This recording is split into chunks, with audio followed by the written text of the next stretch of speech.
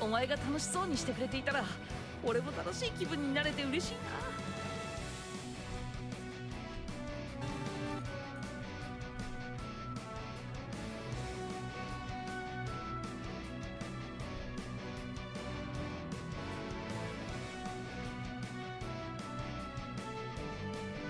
対戦時の BGM ダンシングウィンドストーン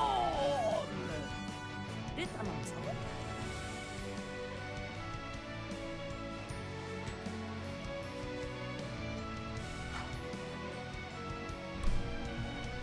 Yes, Arcana. Sonic Sunday tomorrow. Sonic Sunday tomorrow. No Sonic Sunday next week. That was the deal. Alright, that's the deal. Sonic Sunday tomorrow. No Sonic Sunday the following week. That being said though, Arcana, next Saturday you get Pokemon.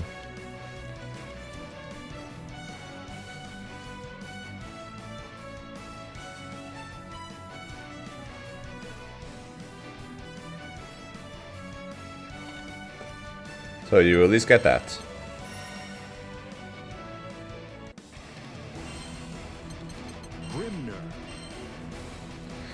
It's Colonel's birthday next week. So for his birthday, he's planning on he decided he's getting a bunch of people to do a archipelago run.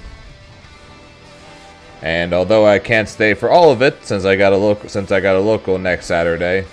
I'll be playing through Pokemon Emerald for my part of the archipelago. Here begins Fate's episode. He's on Liza P. I'm on Pokemon Emerald. There are 2 people on Dark Souls 3. Renee's on a couple of rhythm games. So a little bit of everything, but I'm on Pokemon. Odds are I won't finish it. And I'm just going to have to let them finish it on their own, and then I'll just end up raiding Colonel or something, so you guys can see the rest of it. But I will do as much of it as I can before I gotta go to the local. All speedrunning? No. So do you know what an archipelago? Do you know what a archipelago is in terms of gaming?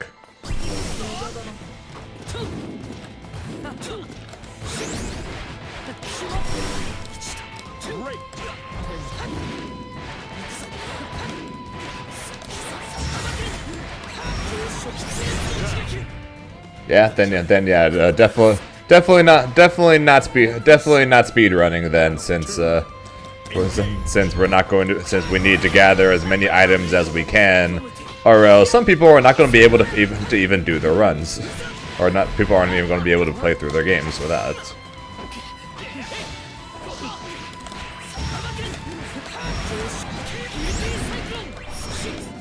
So yeah, definitely not speed running.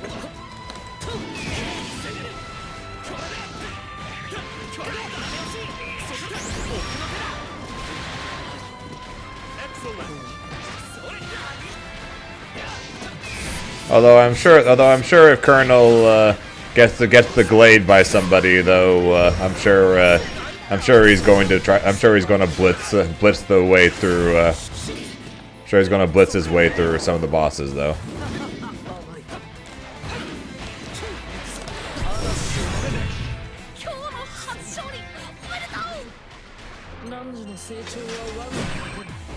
Believe in victory. Battle 1. Engage. I don't know if everything, or I don't know what everyone's settings are going to be, but mine's going to be randomized, yeah. So random Pokemon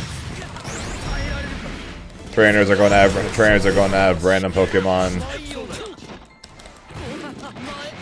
and of course, since it's an archipelago, I'll be getting random items for both my games and for everyone else's games.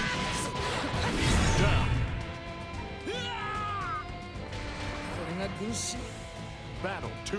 Nah, I couldn't even if I wanted to, since the gym leaders aren't going to give me gym badges, they're going to give me random items. Pokeballs might not give me anything. Like Colonel and one of the other players, we did a test run of it earlier today, and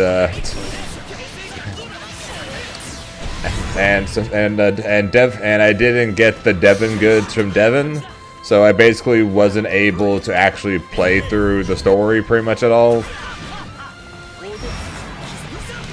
But Colonel found me both Surf and the 5th gym badge in order to use Surf.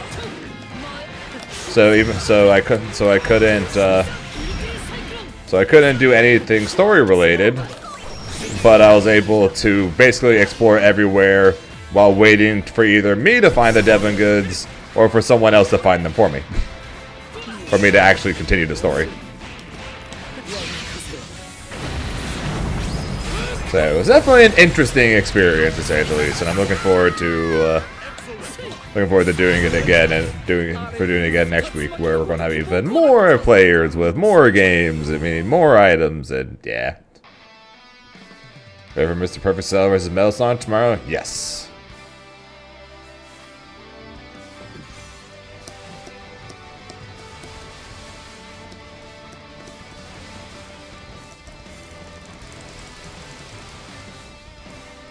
Unless it's like an Archie Metal Sonic or something. I'm not fully sure exactly how Metal Sonic would beat Cell.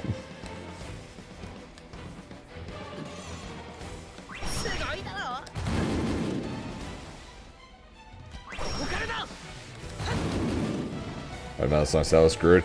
Yeah, pretty much. Basically, I think it's either Archie Metal Sonic, in which case Cell is screwed, or it's not Archie Metal Sonic, in which case I think Metal Sonic is screwed. Oh, very much so. I mean, Archie Sonic beat the Flash. Archie Silver beat Super Saiyan God Trunks.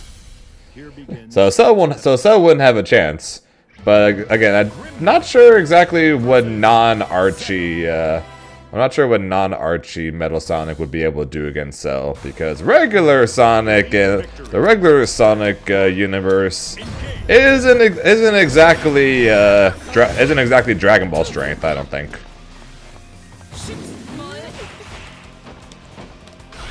I could be wrong, but I think it's literally just going to come down to which Metal Sonic. If it's Archie, then Metal Sonic wins. If not, I think Cell wins. That's my prediction for tomorrow.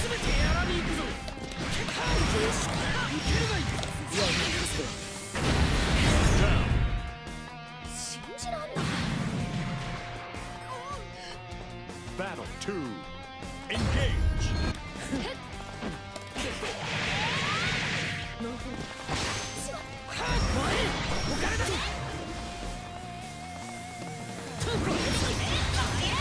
Nice.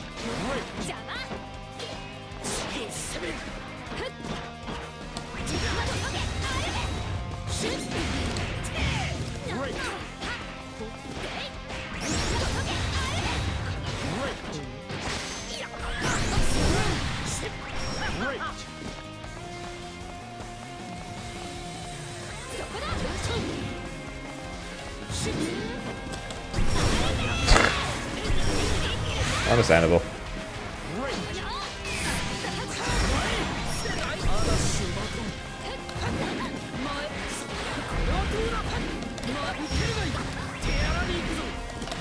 No! Okay, that was...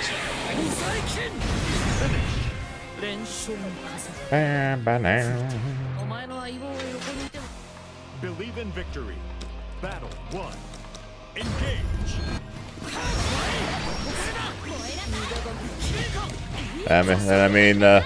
A death battle involving a Sonic character on Sonic Sunday is pretty good timing, if I do say so myself.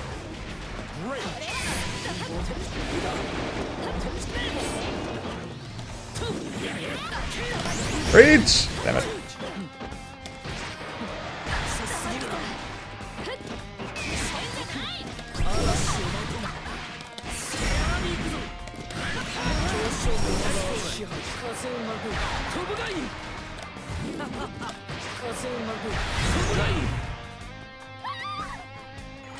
It didn't reach, but it's fine.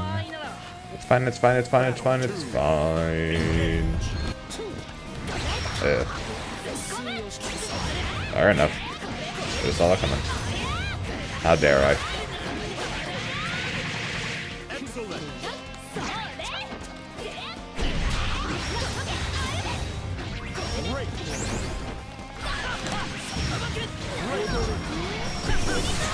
I thought I recovered in time. I did not.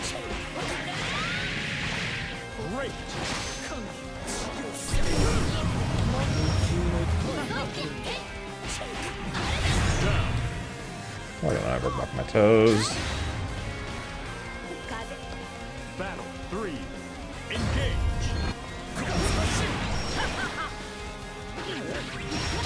Well done.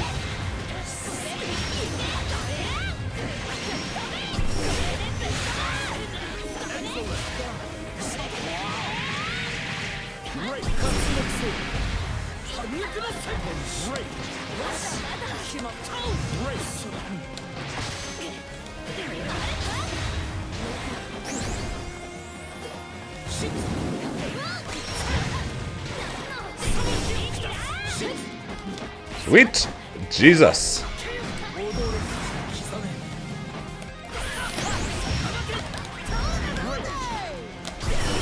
Oops.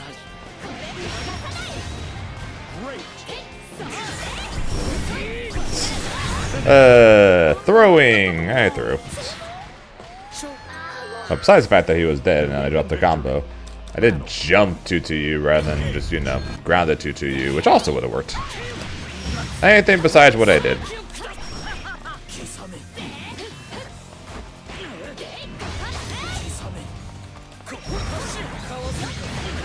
Understandable.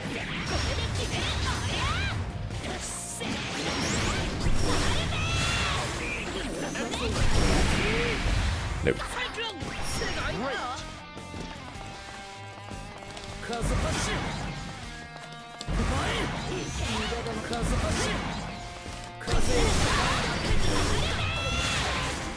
That's okay. No more wall bounce.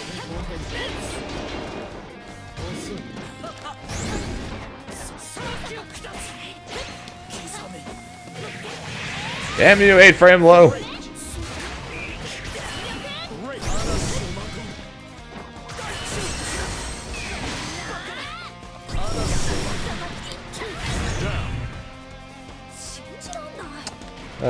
I'm bad.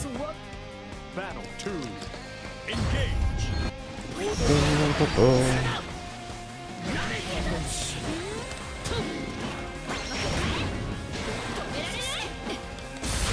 Oh boy.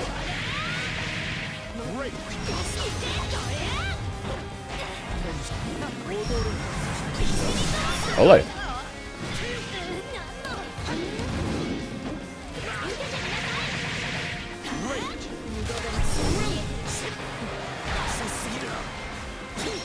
Fuck. Damn, 8-frame medium. Damn, 8-frame medium. Damn, 8-frame medium. Oh shit.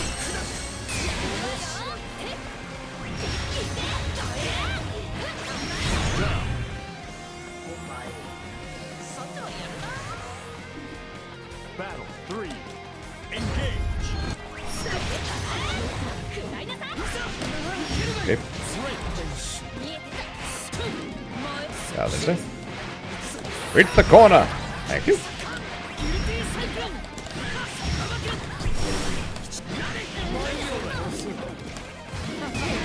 Ow.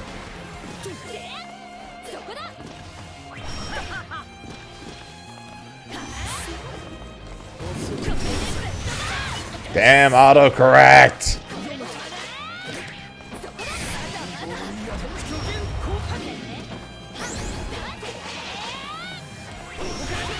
That's fine.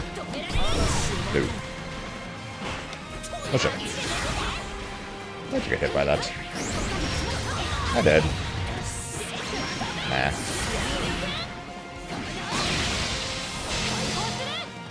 Maybe.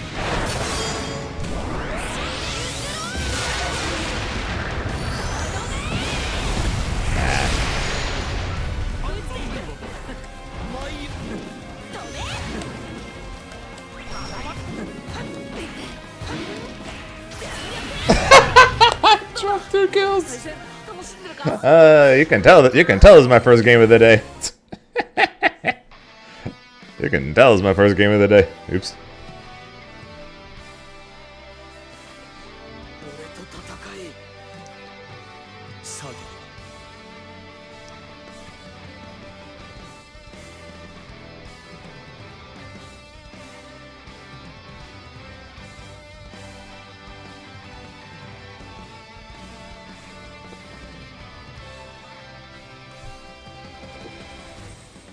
Less that I got unchecked and more that I had 2 hits drop to, and then on the second hit I tried to confirm it, failed to confirm, and then by the time I realized I failed to confirm, I got hit by the raging strike already.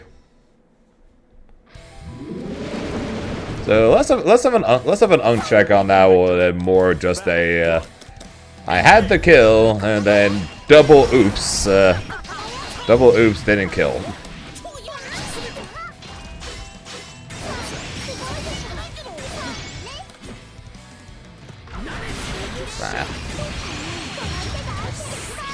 That being said, though, I am an uncle, so and I am old, so it makes sense that I would get hit by it.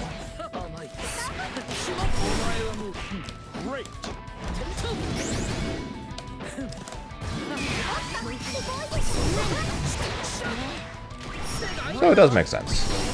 What the hell? I missed.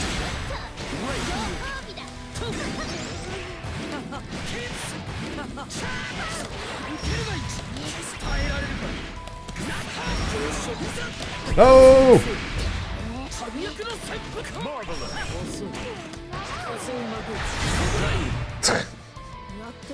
Man, imagine being an uncle before you're even born. I became an uncle last year. So that Midnight, that just means that if you ever played this game, you will literally never be allowed to break or to dodge raging strikes in this game. It is literally impossible. From the moment you were born, you were destined to never be allowed to dodge raging strikes.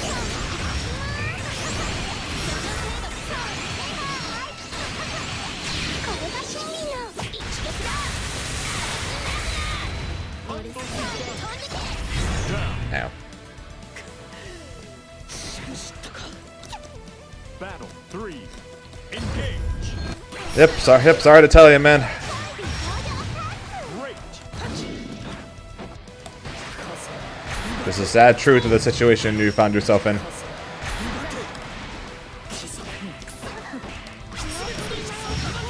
God, this guy's just mashing.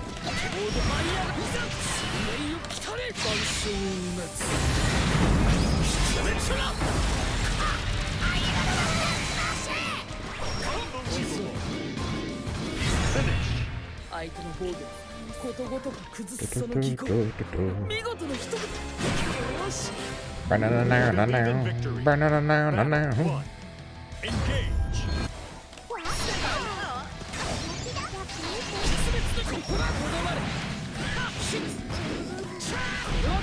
Excellent.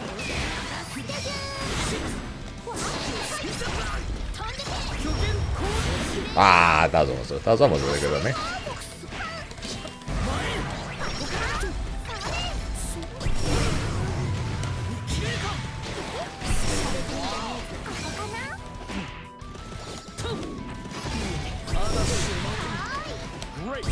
This guy ain't trying to hold shit.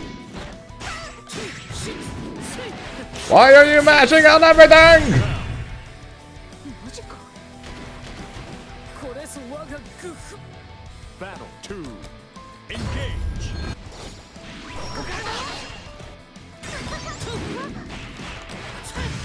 Great.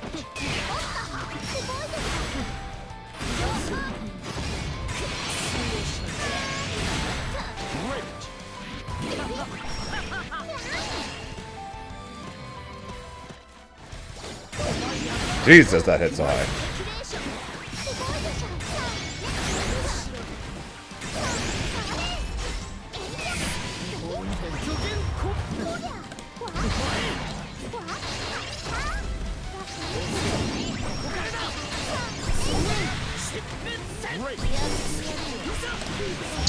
Okay.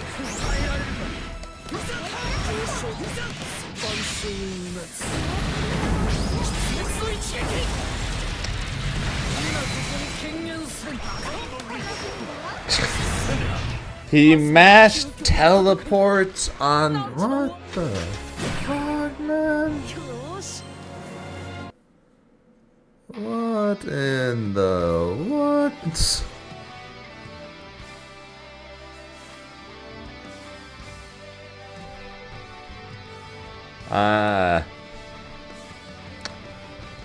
Okay.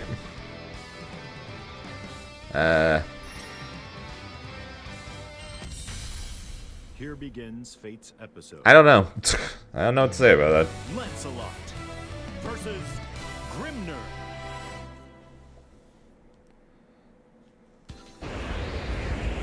Believe in victory. Battle 1. Engage.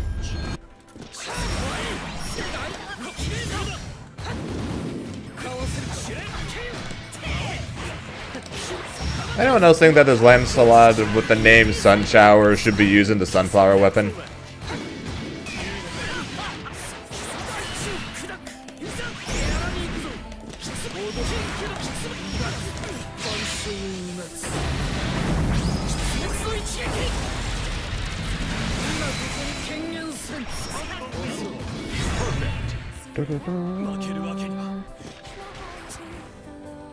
Battle 2.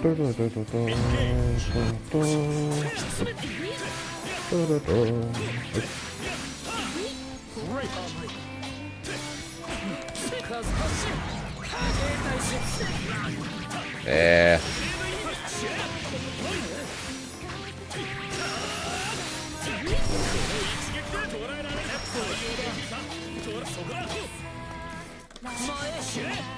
I'm out of here. I gotta get. I'm back here. Yeah.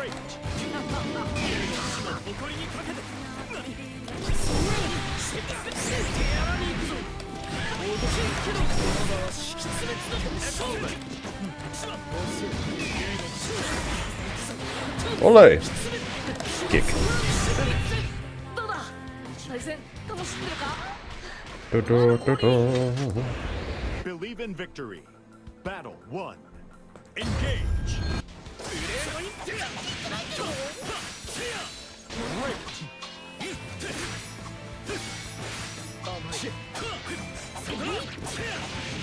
I tried to walk out. I did not.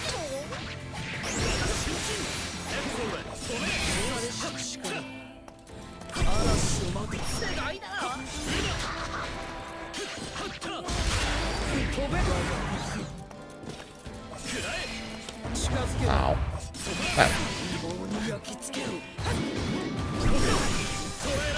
Ow.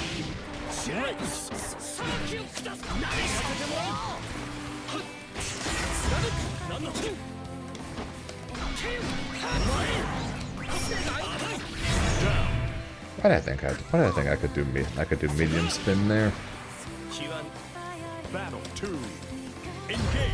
1000% you there on that one, man. 1000% you gotta do you. Ow. Understandable.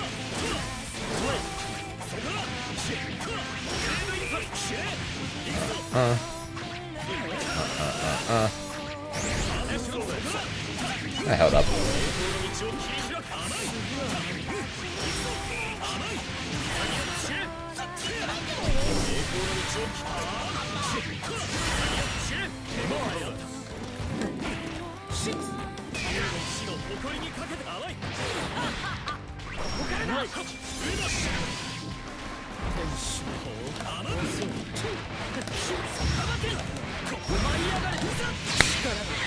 I guard canceled him when I could have punished and killed him, and then he oh god. And yeah, sure. We're 1 second. After this match, I can explain the idea.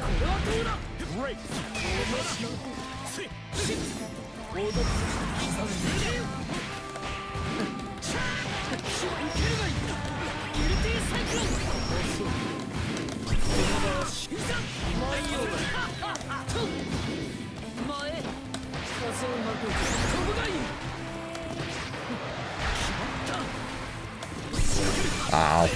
Pretty sure I just completely whipped anyways. I regret nothing! Okay, so I'd appreciate it if you explained the Veins of Grim matchup after the match. Of course, I have no idea how to approach after he sets 2-2x. Yeah, so when it comes to approaching Grimnir after he sets seal, that's definitely a awkward situation to say the least. So you could, so kind of gonna depend on the situation, honestly. If you're looking primarily like I have to approach, then the idea pretty much is going to be you're going to want to try and play, and if he's playing on or around the seal. You typically want to do one of two things. You want to A, walk up to the seal, or walk around the seal pretty much, and then be ready to block. That's one option, because there's a decent chance.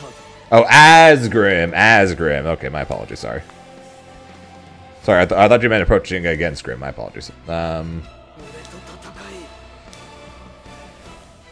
And so, so you mean like after he sets 2-2x's shield?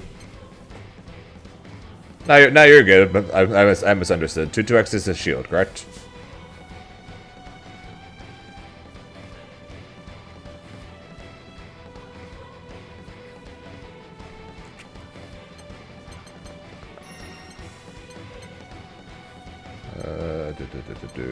Vein. Let me check real quick.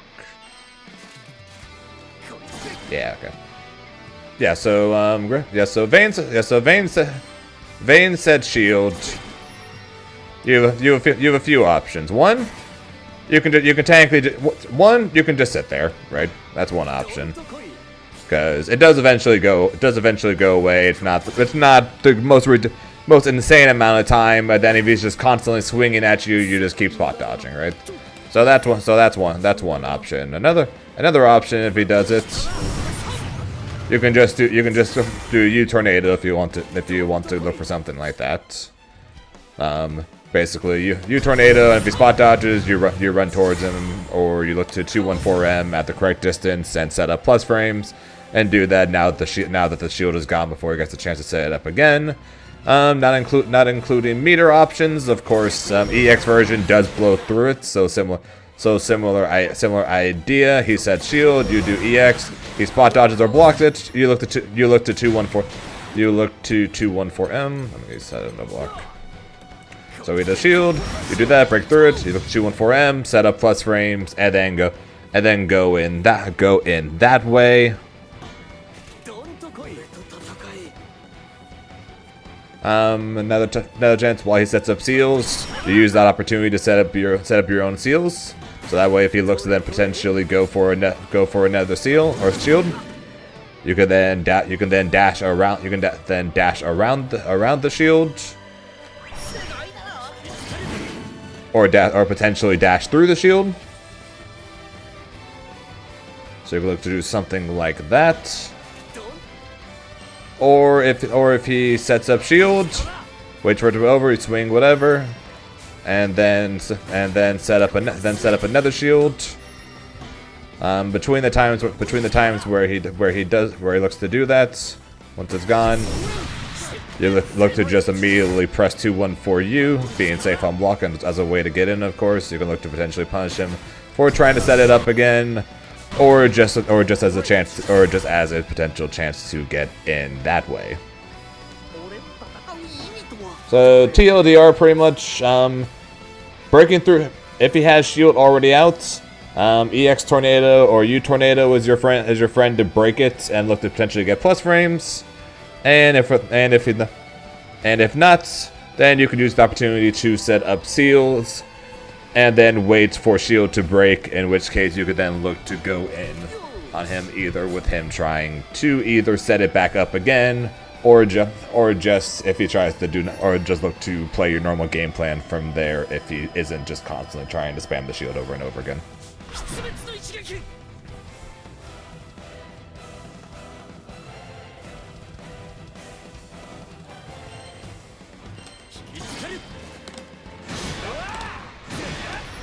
Like that?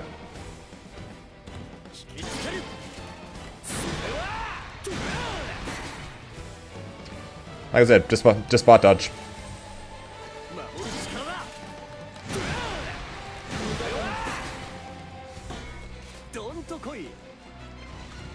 Like he said, shield, he goes in, walk back and forth, build meter.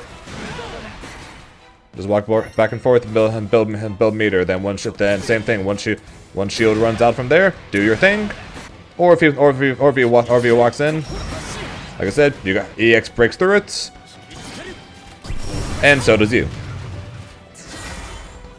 So either if you have the 50% and you want to risk and possibly dodging to go for it, you can do that. EX same thing. You just gotta be careful because you might just get slammed in the process, of course, of actually activating yourself. But at the same time, though, there is nothing wrong, especially with how long, especially depending on the HP, especially HP difference. Like if you're ahead and he's not, he's got to do something. Him setting shield and then just swinging ain't going to do anything. So you just hanging back, doing a couple spot dodges, right?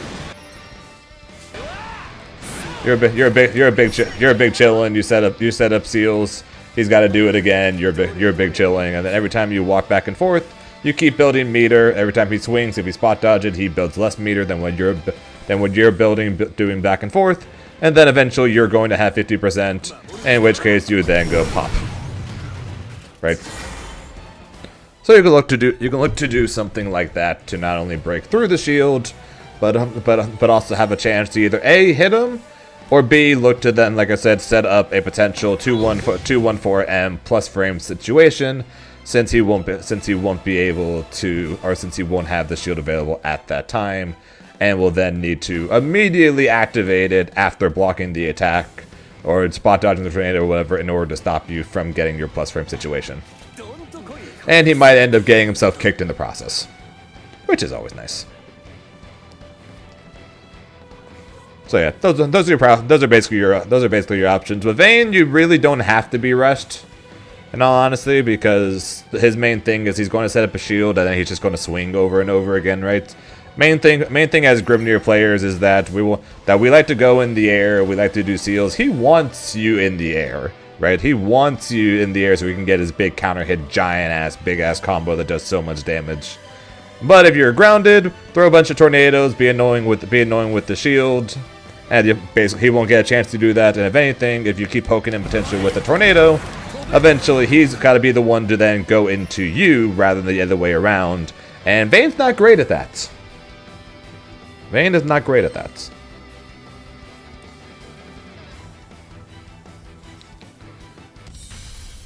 Here begins Fate's episode. Grimnir versus Galleon.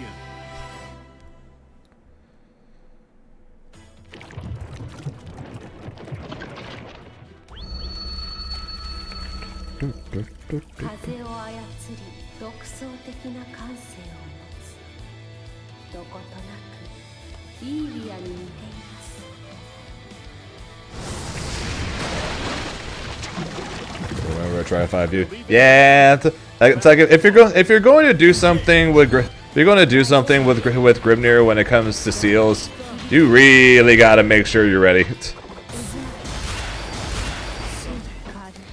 You really gotta be ready to then activate it quickly.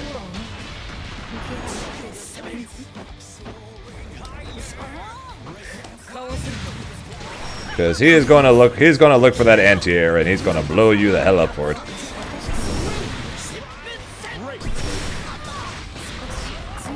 It's like, that's the Vayne specialty doing that.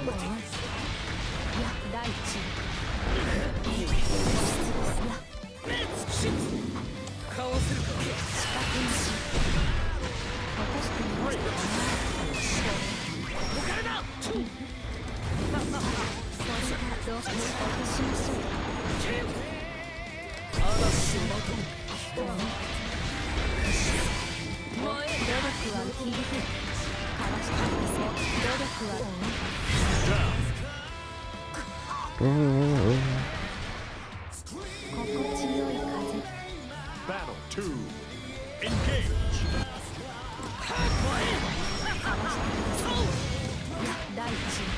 Oh, that was plus. I just didn't reach.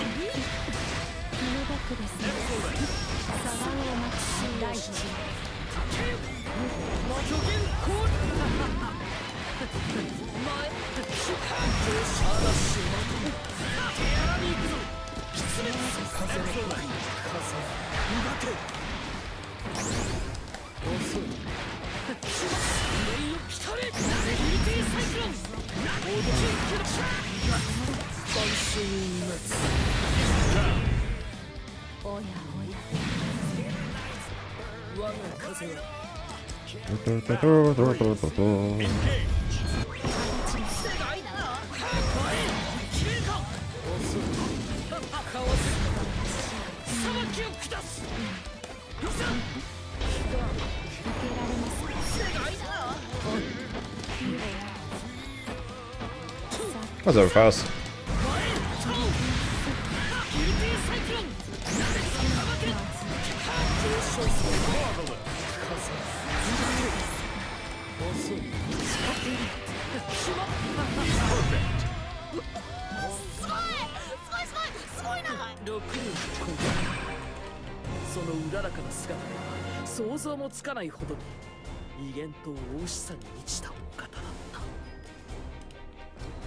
I'm participating in Paragon Online next week.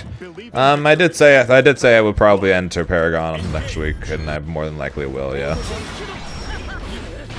probably going to end up being my last Paragon Grand Blue. If there was having, there will be more.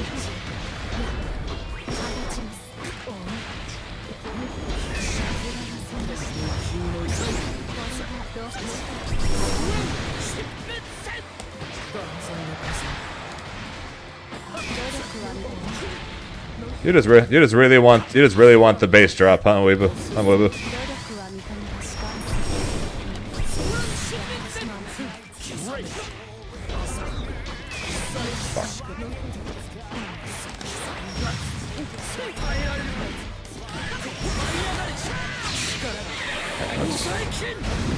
It is a good one. I'll consider it.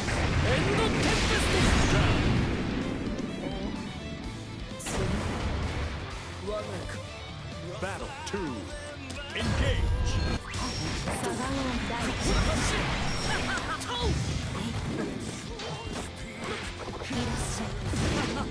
No promises, but I'll at least consider it.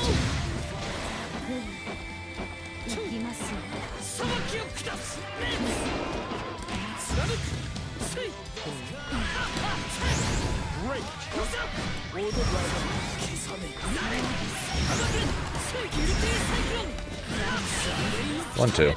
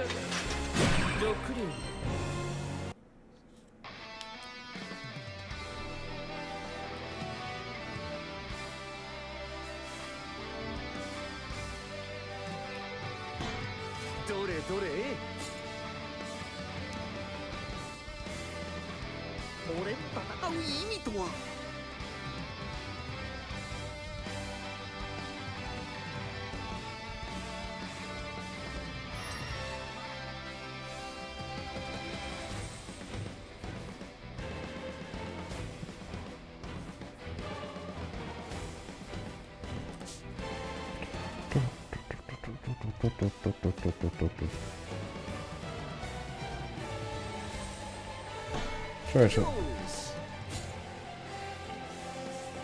No, when we're doing perfect setups, most of the time I just follow basic social reasons. Sure, it's probably the first. Time off definitely can end up messing things up quite a bit. Like I ended up getting my butt kicked at the local last night for 2 SKO. Too much time spent in this game, not enough time spent on 2 SKO made my movement terrible, and I got wrecked.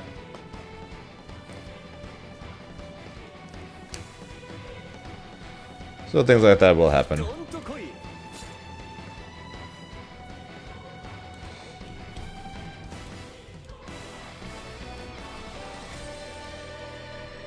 Honestly, not great.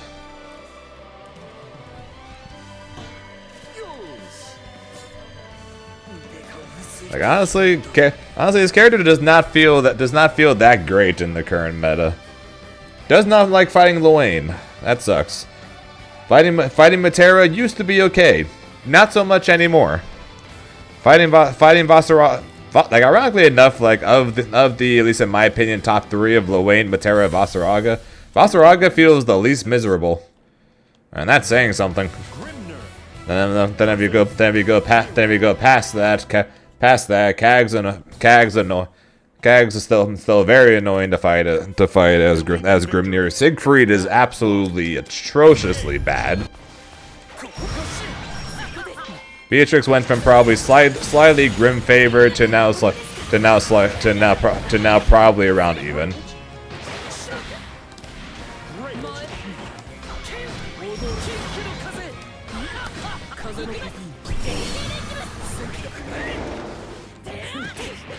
I missed him.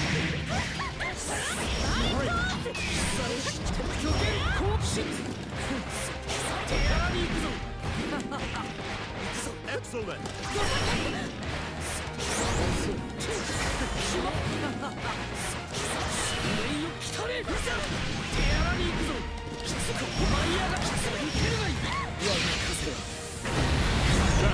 Yeah, basically the issue with Grimnir now compared to before is less that what he does now is so much worse than before. It's that his reward for it is so much worse. Like that's the big nerf for Grimnir, is the fact that before if you got the hit, you're rewarded with basically full corner carry and good Oki. Now if you do those same things right now, you're rewarded with no corner carry, and you're rewarded with some corner carry and no Oki. Like right here, I got a hit, I got some corner carry, and I got no Oki.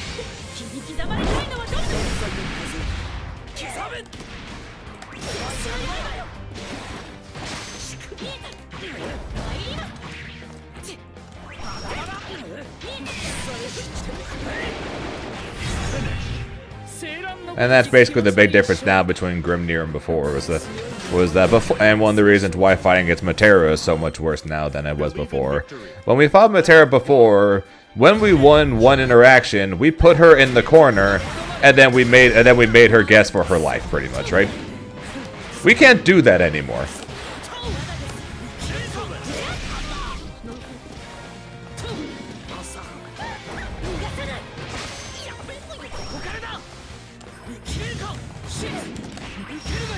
Now we don't get anything.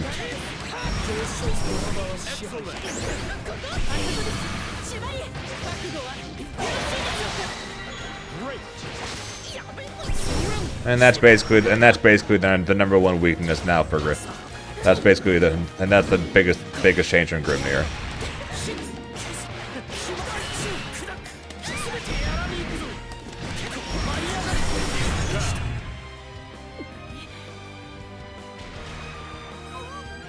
Battle 2.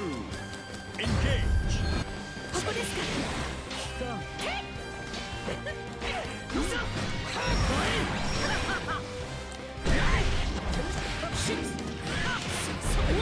Excellent.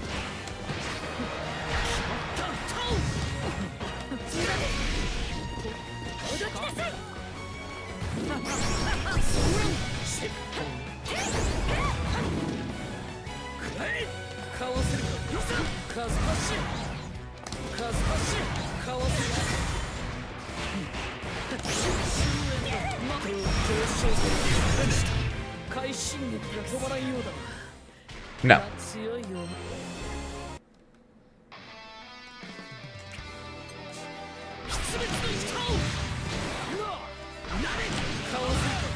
No, you cannot. Holy crap.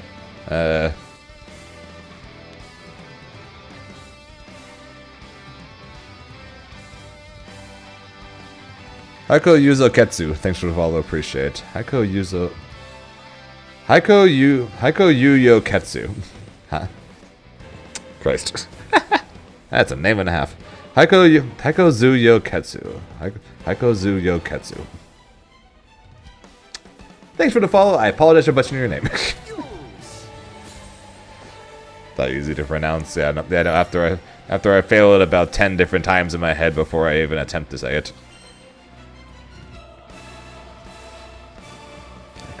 Haiko Zuyo Ketsu. Haiko Zuyo. I keep wanting to say you. It's Haiko Zuyo. It's Haiko Zuyo. Not Yuyo.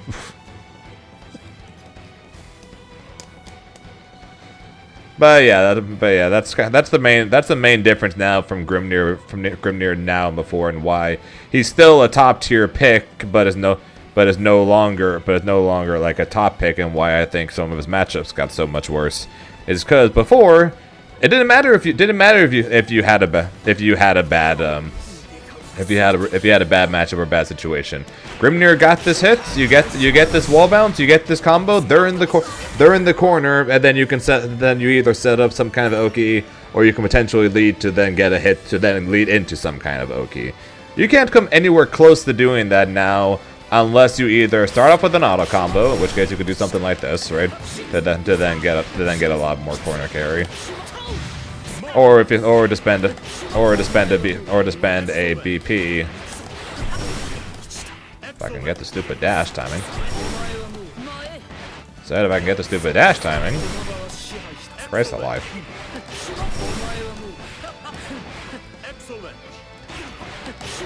1 second, aim bad. There we go.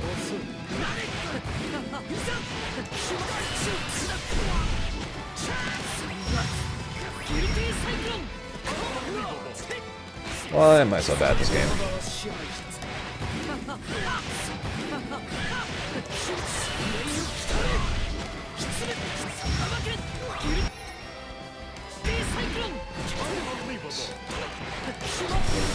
Saying you're going to Korea in a week and a half, you need to be able to freaking hit this shit.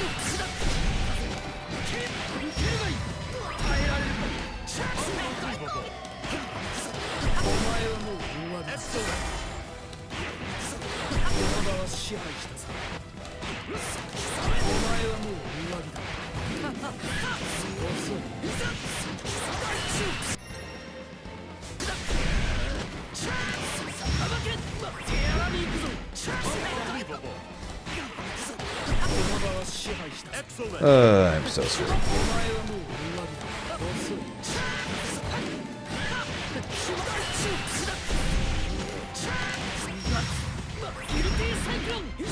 There we go. And then you get a safe jump from that. So you can still do it. You just have to, have it. You just have to have an auto combo. You just have to have just a straight auto combo starter, and that's it. And spend 50%, and spend 25, and spend another 25%, and then you can do that all for a safe jump and corner to corner. Yeah, that sucks. I always wonder why some Grim players focus on using 2 LM while others focus on using 2 I think 2 is a higher mix-up potential, but I don't know if that's more to it. Care to explain? So it comes down to safety, right? So it comes down to safety. Well, two things. So it comes down to safety and the ability to still have seals available, right? So light, medium version, both 29 frames of activation compared to EX version, which is 40, right? 29 frames, still punishable, but in things like full screen or mid screen like this, not as easy to punish. 40 frames, much easier to recognize and punish. So there is that. other reason, like I said, is being able to continue to have seals available. So in the case of light and medium seals, you will continuously just have them immediately back, compared to EX, where you have to wait a full 10 seconds. Which a lot of times is fine as Grimnir, because a lot of times you can literally just sit on top of seals and then throw tornadoes, and then they'll eventually come back. But in the case of if you use this, use it to get a hit, right? You can't go for the 50-50 high low. Well, it's not a 50-50. You can't go for the Bet's version of the high low setup if you don't have seals off cooldown. Or if you want to go for a strike throw in the corner and you want to go for this, you can't do that if you don't have seals available. So there's a thing to be said about only setting up one seal at a time and doing that full screen rather than just spending this and then always having seals, but then having seals stay off cooldown compared to spending the EX and then having to wait a full 10 seconds.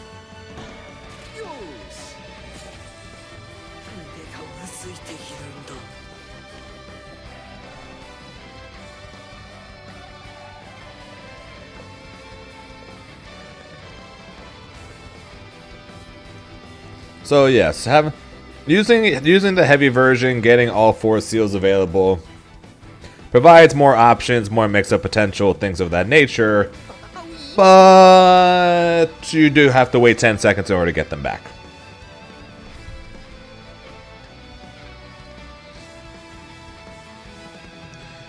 Yeah, and even then that shit is so fake now. The tornado behind setup and the tornado in front setup now are both just straight up fake. I do this shit now just to scare people who might have PTSD from the combo.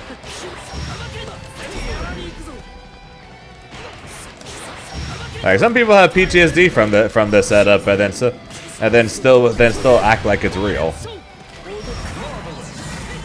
But it's so fake now.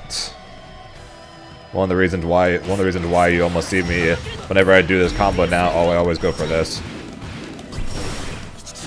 And just do that for a higher damaging safe jump setup.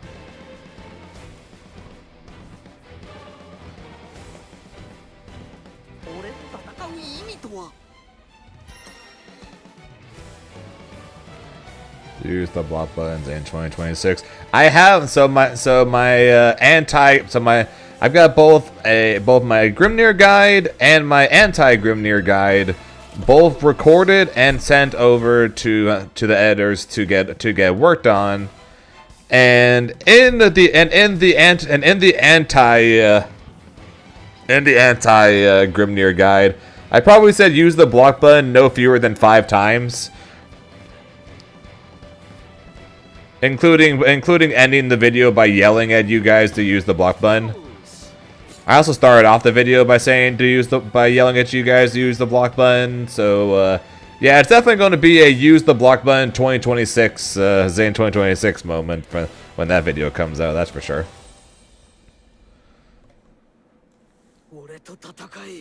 Yeah. I realize now there are a few things I wanted to put in there that I completely forgot to put in there.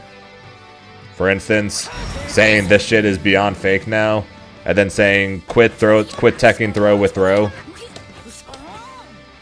If anything, I'll put those in the comments or something, because I forgot to mention those.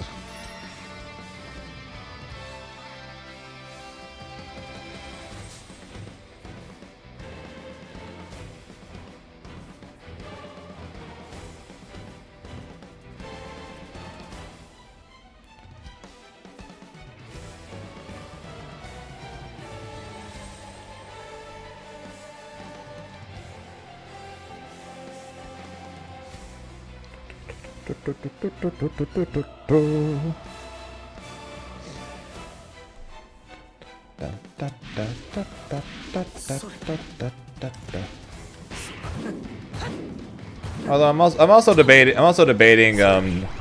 just recording that real quick and then sending that over to the editor as well. I'm debating if I should just do that. See if you can cut that in. Here begins Fate's episode. Grimner versus May. Eh. Believe in victory. Battle 1. Engage.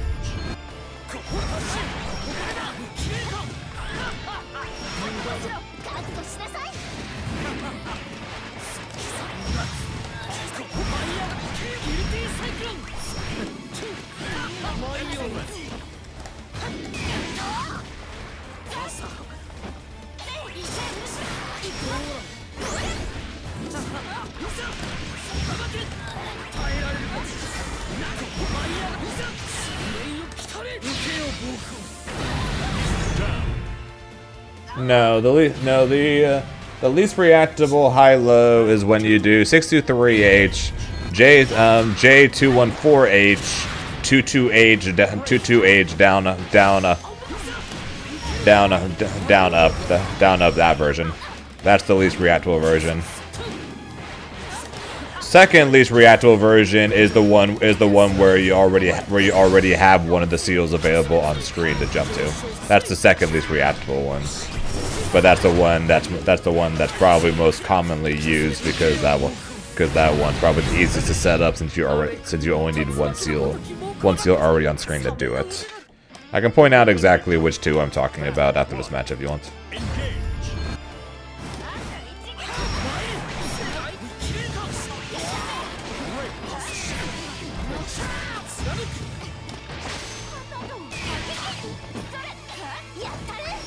Alright.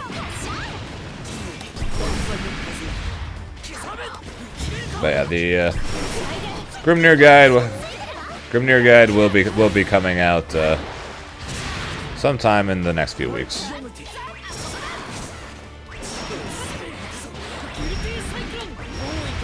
This one is the least reactable.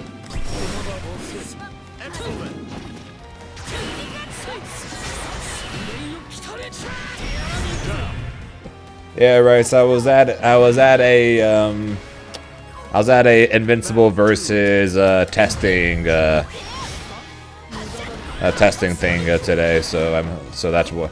And I also was debating if I was even going to stream tonight since I didn't get back until after 7 o'clock my time. Well, I was like, nah. But I told you guys that we would do a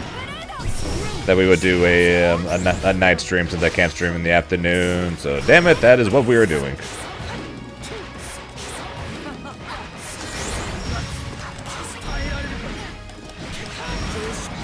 Not sure exactly how long we're going to be doing one, but we are here doing one.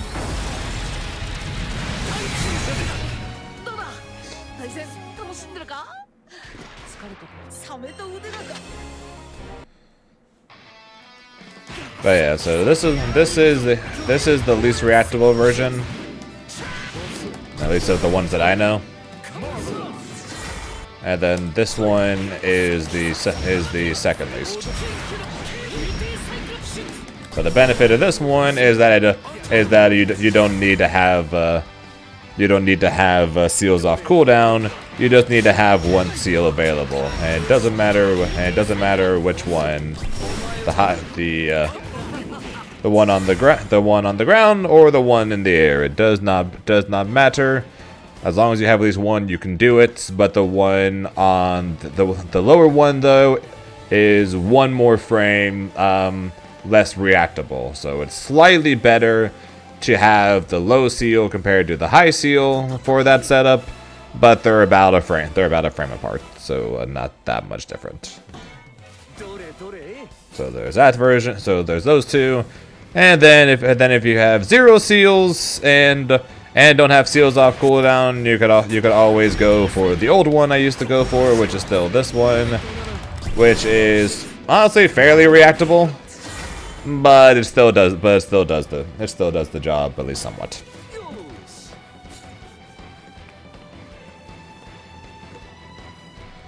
And those are the versions of the high-low that I go for when I actually, you know, get the chance to do so, which isn't as often anymore because I don't have any corner carry anymore.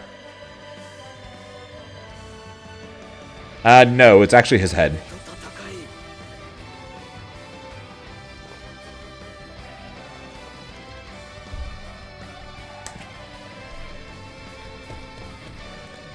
Hang on, time for a Grimnir lesson.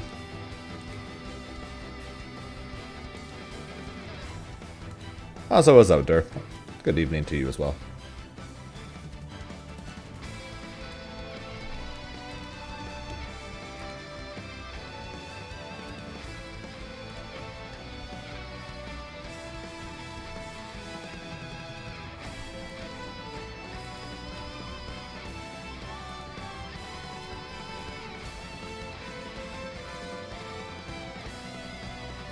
It's Zaneception. I'm actually just going to put full screen Zane instead.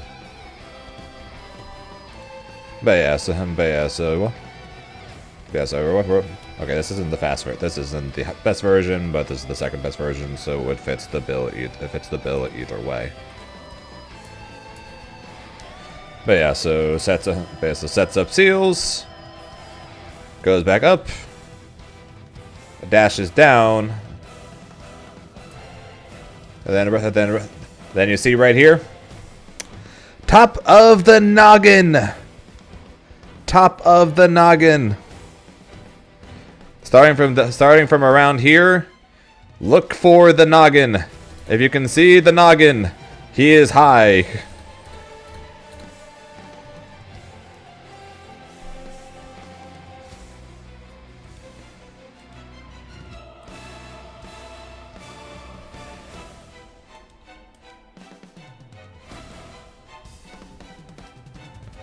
Same thing for the other version as well.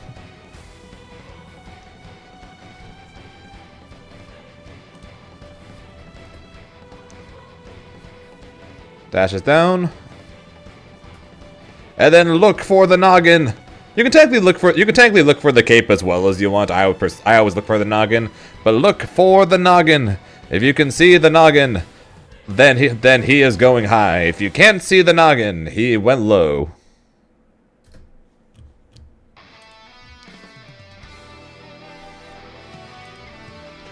And that's how that works. You look for the noggin.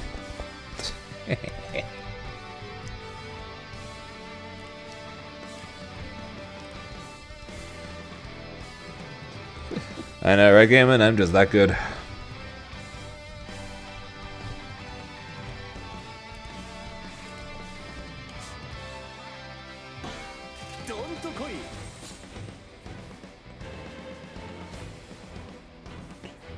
So Tornado in front and Tornado behind are now just incredibly fake. Any form of Tornado in front or Tornado behind now, right?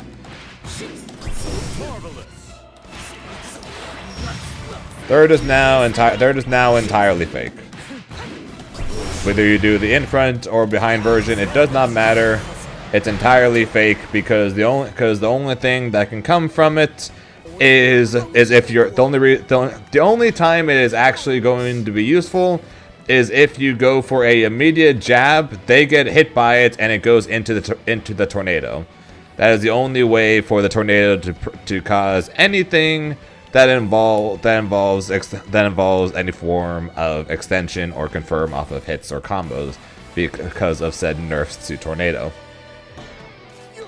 So because of that, it is now basically just a fake setup that you could then use to scare the crap out of your opponents, and that's basically all I'm used for.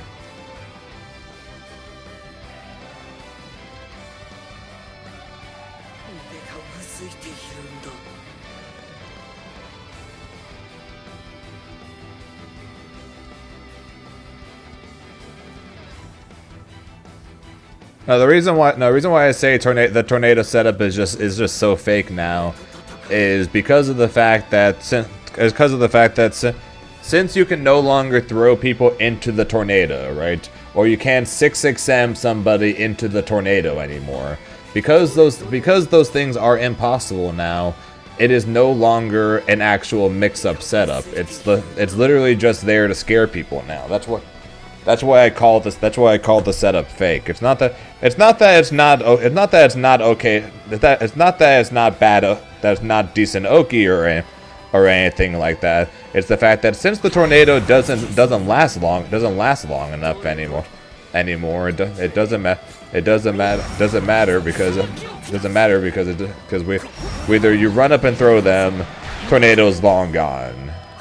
You do immediate 6-6M, tornado is long gone. The only time it's at all can be useful is if the tornado's behind, you immediately mash jab and it sends them into the tornado. But that doesn't mean anything because it's not a mix-up. It's not a setup. It's basically just there to scare people.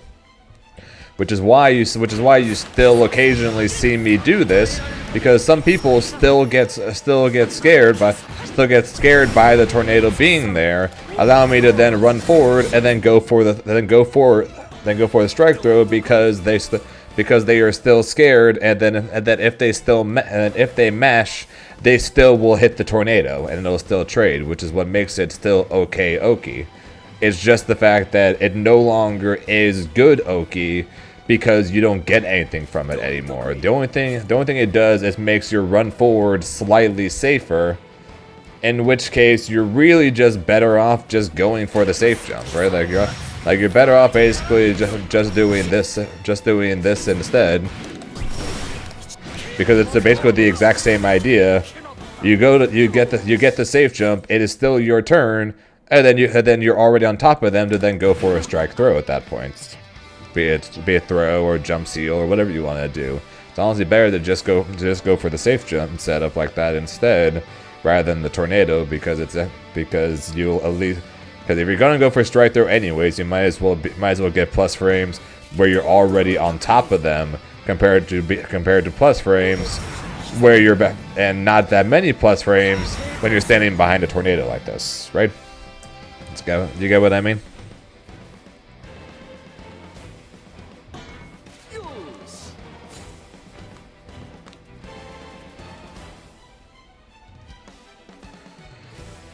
I very rarely go for the high-low against counter characters for that very reason. It kind of basically it turns your high-low mix-up into RPS. Like my favorite even before the nerfs, I pretty much never went for the high-low setups against them. I would always go for the tornado setup. So like rather than going for this, because if they just counter it, you're screwed.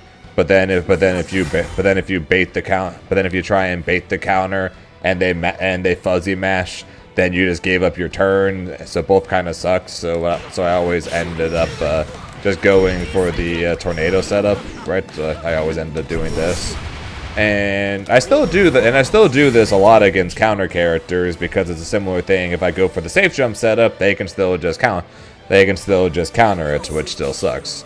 So this is probably like the one time you will see me still go for the tornado setup still fairly consistently, is against counter characters, because it's basically the safest way to get yourself on the ground and doing some form of Oki without having to worry about playing the RPS game of will they just counter you.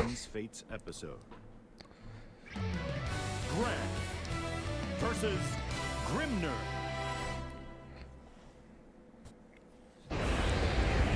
Believe in victory. Battle Yes, one. sir. Engage.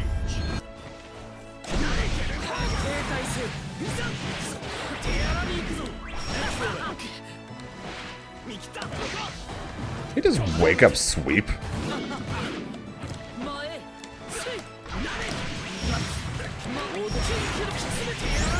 Anytime.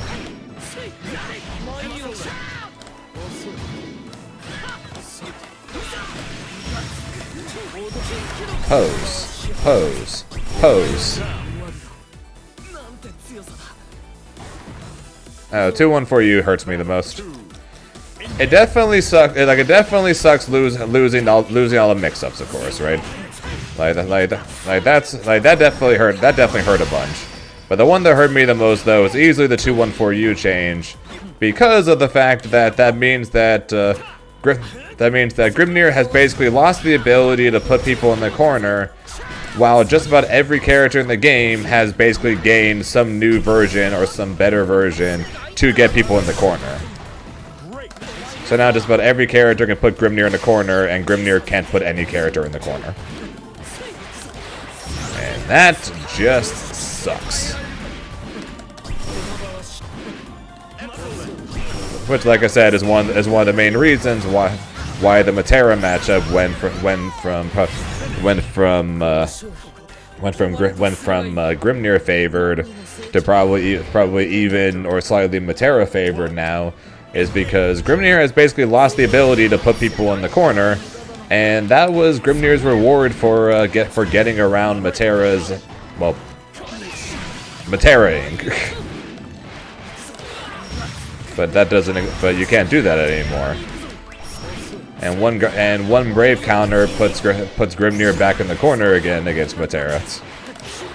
Then you gotta do it all over again.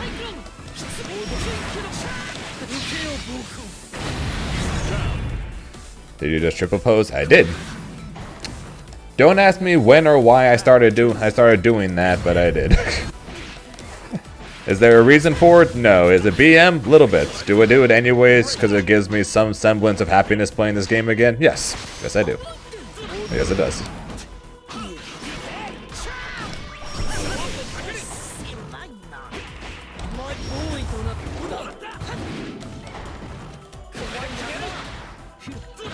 Yeah, you can still do it, and I still do it, but because you still get like half a screen.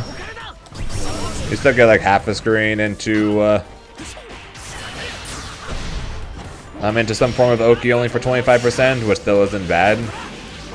It's just not the same.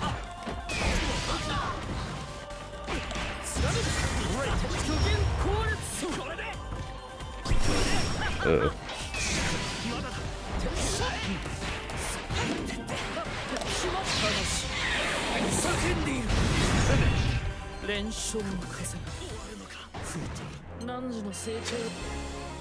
Yeah, so the 2-1-4-U nerf hurts me the most. Cause it's like, you're gonna remove all my Oki. Fine. I'm going to hate every second of it, but it's fine. As long as I can put you in the corner and then still go for Grimnir shit, right? At least I still have that. Nope, they took that away too. I can't put you in the corner anymore. Unless I want to spend 50% for seals and 25% for a BP and a BP. So for 75%, you can take them corner to corner still, and still get a safe jump. Yeah, for a measly 75% and a BP. And you have to get an auto combo starter. You can't do 6XL auto combo. That don't work. You can't do 2L LLL. That don't work. You can't do L HHH. That don't work. Must be straight up auto combo. God, this fucking sucks.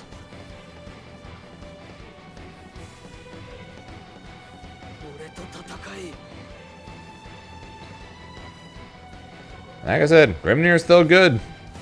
They just made him boring compared to his past self. And it's so stupid.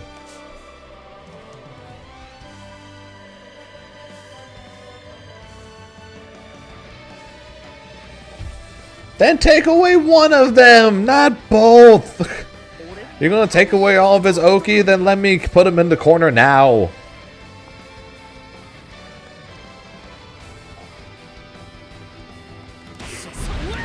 Instead, they fucking took away both.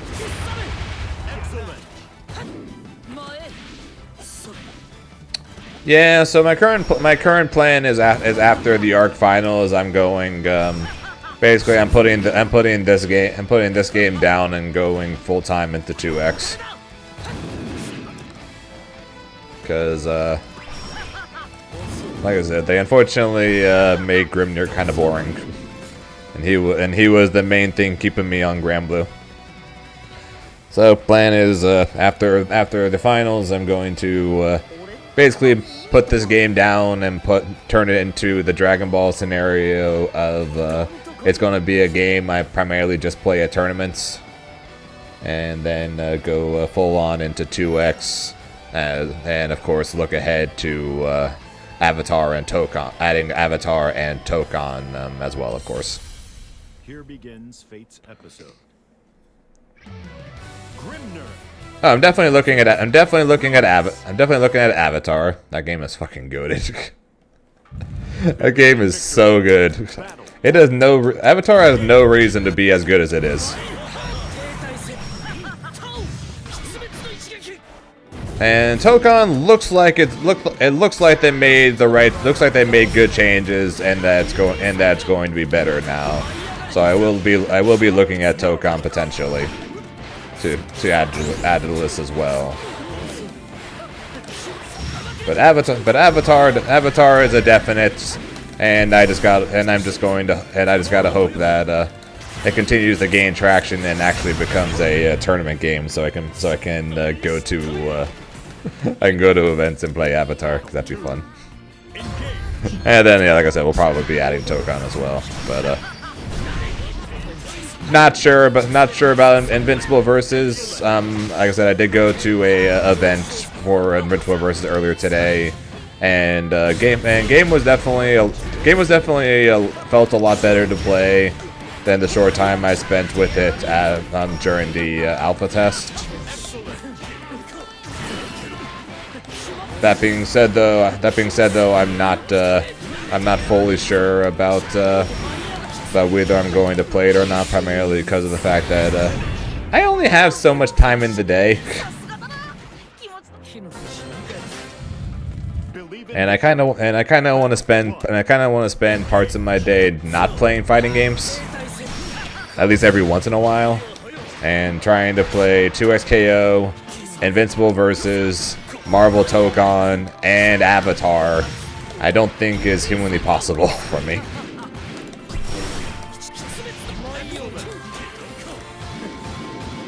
I'd probably already be pushing it. I probably already would be pushing it doing 3. So more than likely, one would have to sit out. And at the moment, I think that would be that would be Invincible for me.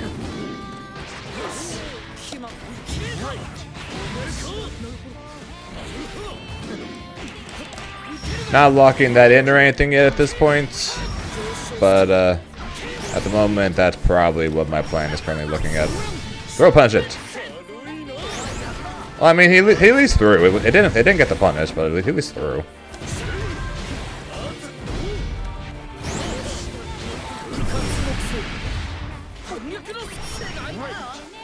I made a step in the right direction.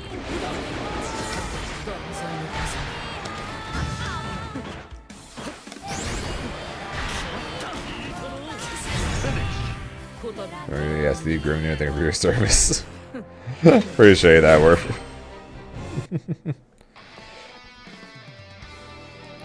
Yeah, they just killed my boy. Yeah, they just killed my boy.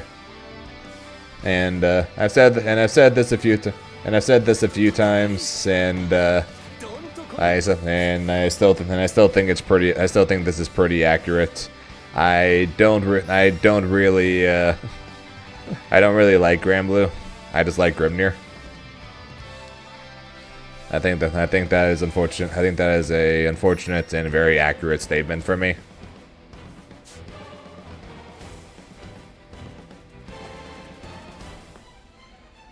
So once they removed all of his crazy combos, and they removed all of his corner Oki and everything, they kind of killed the one thing that made this game fun for me, which is why I'm probably going to be moving on from it.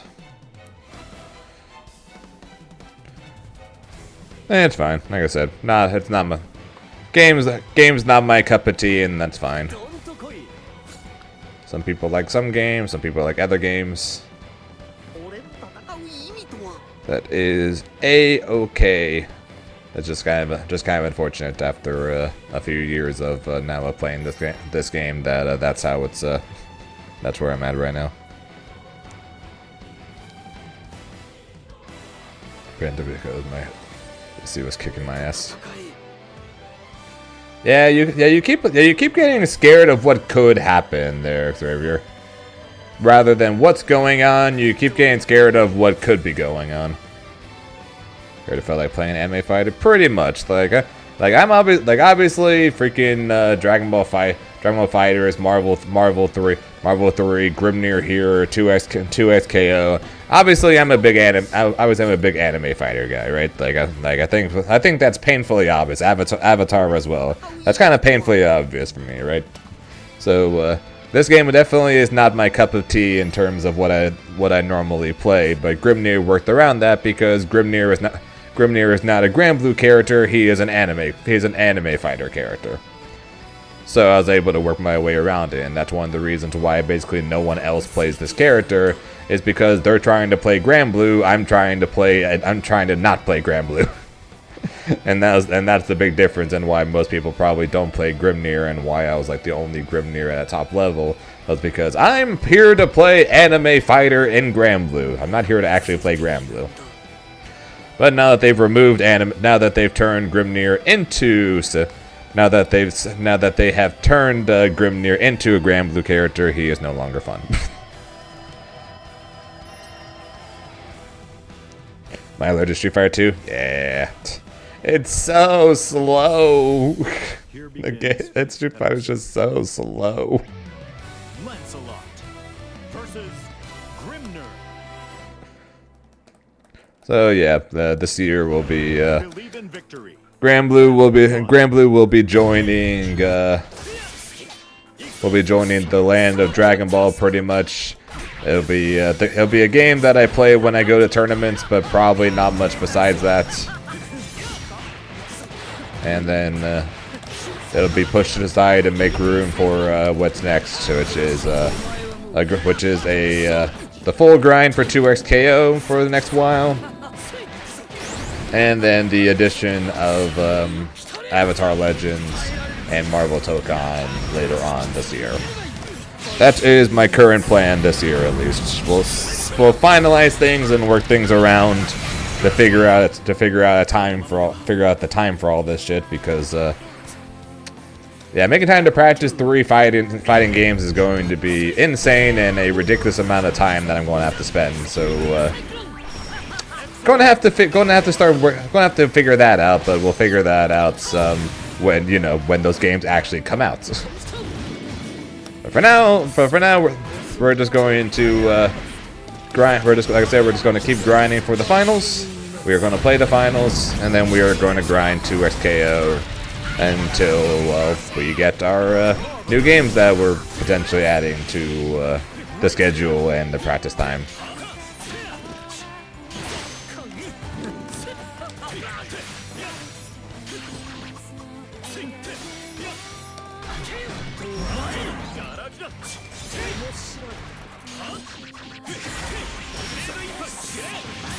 What do you guys mean by anime fighter? So the definition of anime fighter can kind of vary depending on the person.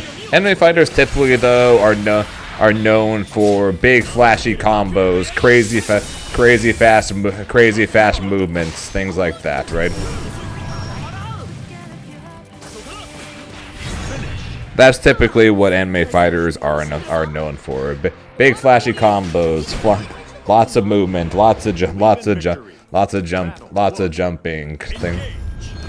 Compared to the more slower based footsie style of more traditional fighters.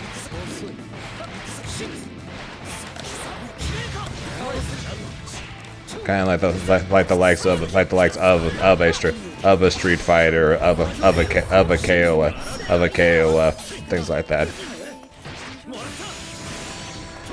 Where it's much more footsie based.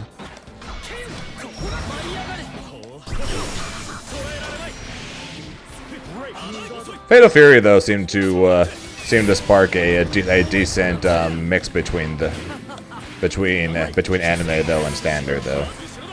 One of the reasons why I actually had fun playing it.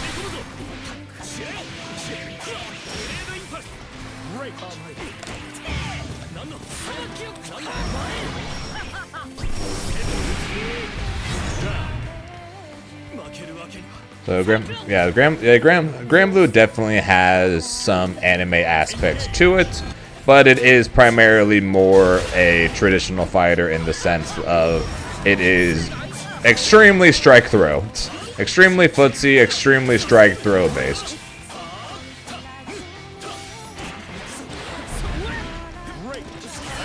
So it has a lot of traditional fighter aspects. What about Strive? Strive is definitely an anime style fighter. Flashy combos, crazy corner carry. It does have some strike throw aspects to it, but there's a lot of high-low mix-ups to it. then of course freaking Roman cancel mix-ups too.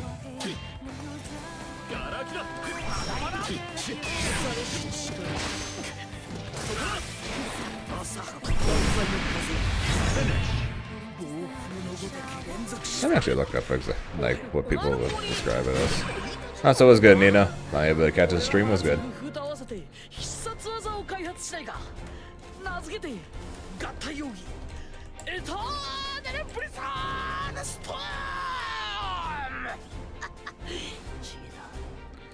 An anime fighter is a subgenre of 2D fighting games characterized by high-octane, aerial-based gameplay, distinct Japanese animation style aesthetics, and complex, fast-paced mechanics. Key features often include universal air dashing, long chain or Gatling combos, canceling normals into each other, specialized defensive mechanics, and specialized defensive mechanics. So yeah, high octane, very fast, a lot of air movement, crazy combos, crazy mix-ups. Common examples are Guilty Gear, Blaze Blue, Melty Blood, Under Night, and Dragon Ball Fighters.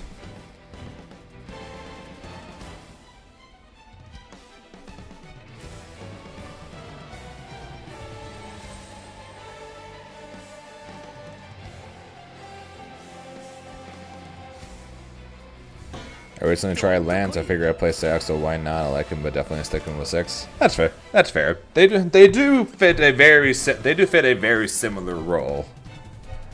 Just played a bit differently. So I can understand giving that a try. Yeah, Scares Bullshit shows every other character get with the program. Yeah, kind of. Anime fighters definitely have a lot more bullshit to them. Like I said, a lot more crazy stuff, a lot more flashy stuff. Which I definitely like as someone who I like to joke, who we constantly joke that I don't like plain and simple. I like to think 5 steps ahead. Or I like to have 10 options, or else I'm going to find the character very boring.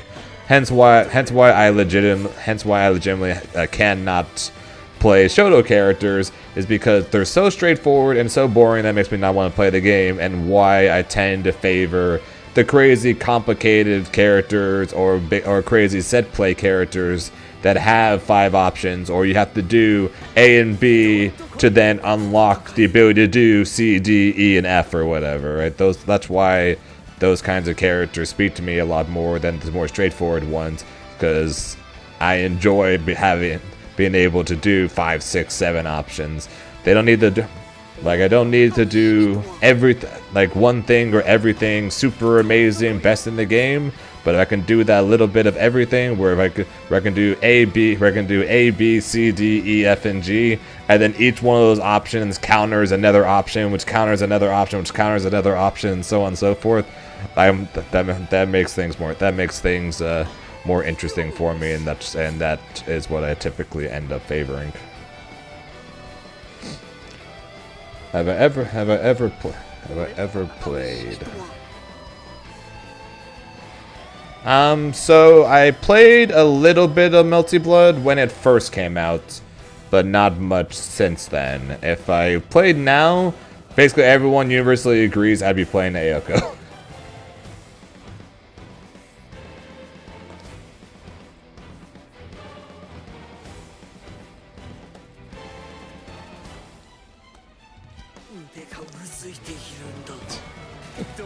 Like I said, I just can't look at these straightforward characters and then say, yep, I want to play that. Hence my issue with this game. Just about every character is fairly straightforward in what they do, because hey, strike throw is the name of the game, and why I'm like, yep, don't want to play that, don't want to play that, don't want to play that, don't want to play that, which is why I like Grimnir, because I got this hit, and if I got this hit, I can do this combo, because this combo leads to this setup, or I can do this combo, because this combo goes corner to corner, but if I don't need to go corner to corner, I can then do this setup, because then this setup will lead into this mix-up, but if I'm in the corner, I can do this mix-up, or I can do this mix-up, or I can do this one, or I can do this one. I like those options. I like being able to do that. But all that is gone now. All that is gone. Which is why Grimnir is now on the boring end for me, because all the crazy stuff that I enjoyed about him, all the options, they cooked it. Other than am I willing to cook people? Oh yeah, of course. I mean, I still have Metafy things open for Dragon Ball right now, and I have barely touched that game in quite some time, to say the least. But I still have coaching sessions available for that. So of course I'm still willing, and will have available coaching sessions for Granblue for people looking to get into the game, or looking to learn the basics, learning how to play Grimnir, just in general trying to improve the game. Always happy to help, and will continue to offer coaching for that. But my focus will be shifting over the 2XKO though, and then of course the likes of potentially Tokon and Avatar later on once they're actually released. Must get back to the crazy movements, aerial combat, flashy combos, crazy Oki stuff that I have known and loved for my entire time playing fighting games. It's that a hard melty fell off. Hey, could be worse. Could be DNF duel.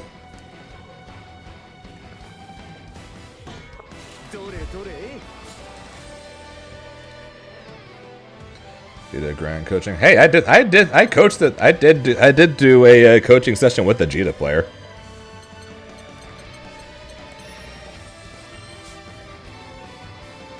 Speaking of which, the last person I did a coaching session with, he became a Catalina player. I should check him. I should check in on him and see how things are going.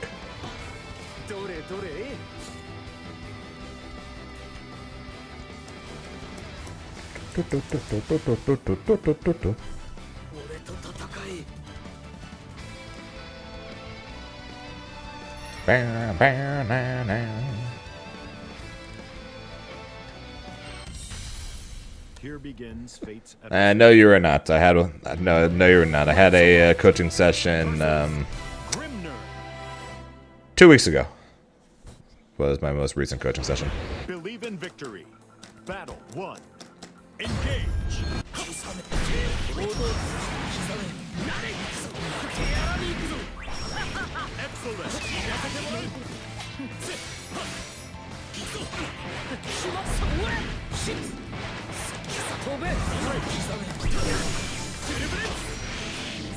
No, it was not a Vegeta player, a Catalina player. Well, after our first coaching session, he became a Catalina player. He was trying to figure out who to play, and we ended up settling on Catalina. Well, I gave him a couple options, and then he ended up settling on Catalina. Battle 2. Engage.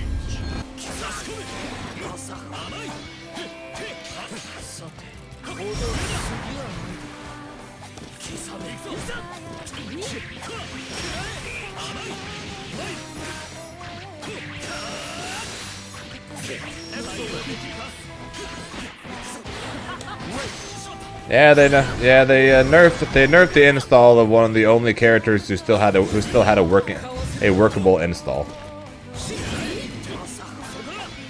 or who actually had the workable install.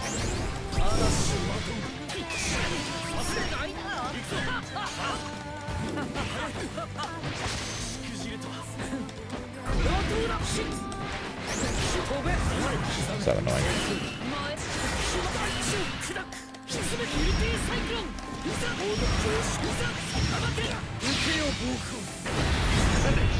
Nope. In fact, until this last month, he was the least popular character in the game, minus Lunalu and EX characters. I guess they really didn't want Osakana-san to win again, I guess.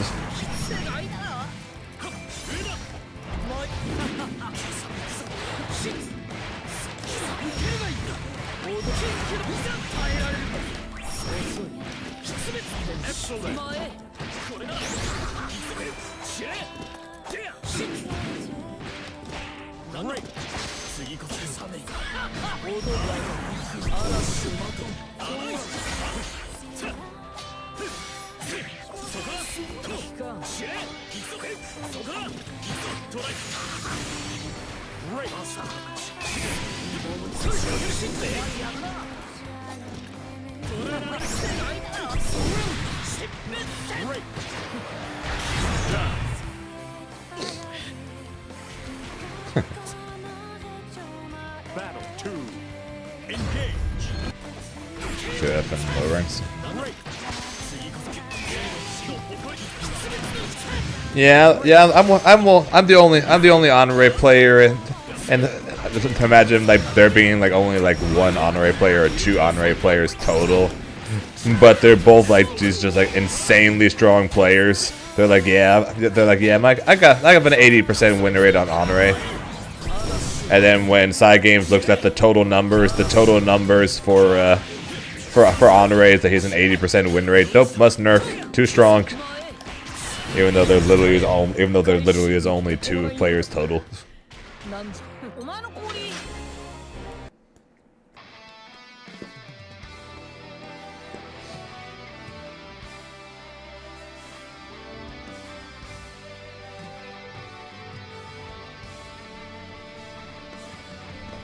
Yeah, my honorary wasn't anything crazy. Definitely should watch Redeemer play, if anything, if you were to watch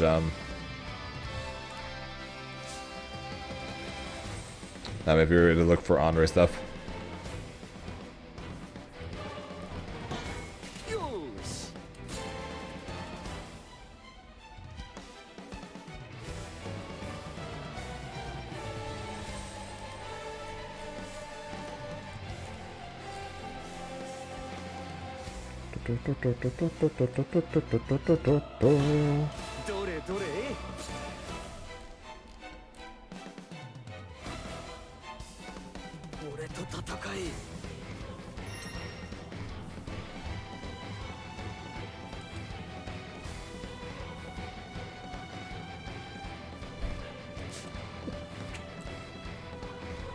So I don't know how much you guys know about Undernights.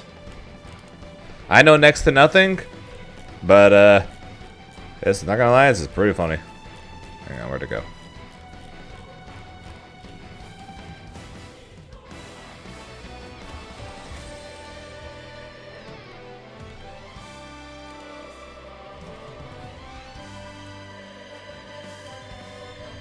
Opponent gave me this at a local. You can make this shit up. The Gordo 22A apology form.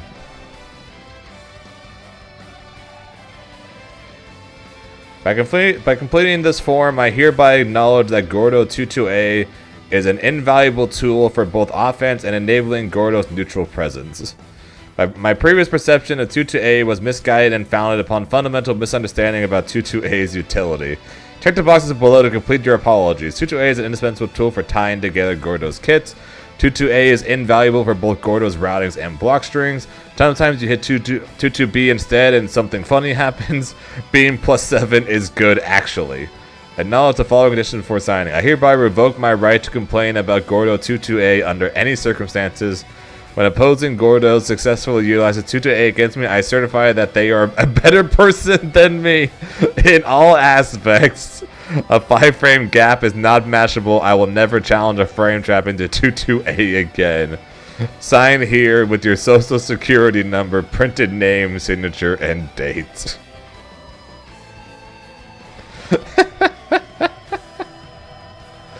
Okay, that's pretty good. I haven't seen something like this since the McDonald's application with season 1 near. There was a player that came around with a need his tweets. There you go. There was a player that walked around CEO with a backpack full of McDonald's applications, and said to. And then he handed a stack to me and told me to hand these out to every near player I know. So I immediately gave one to Nitro.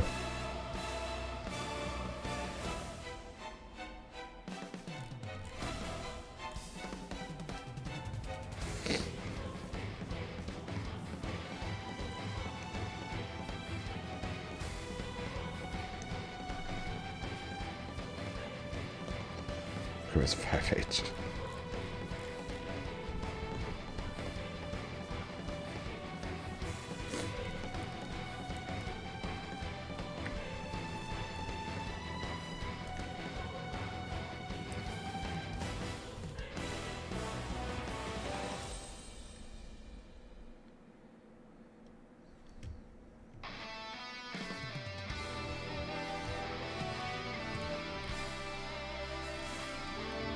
One sec, I want to need to double check something.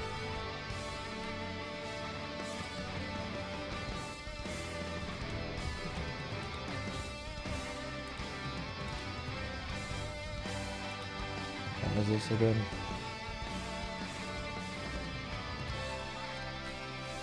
So I could technically sign up for this.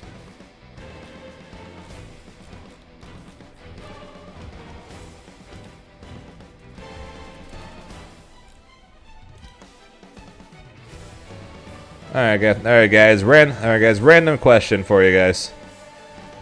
Should I apply for this again?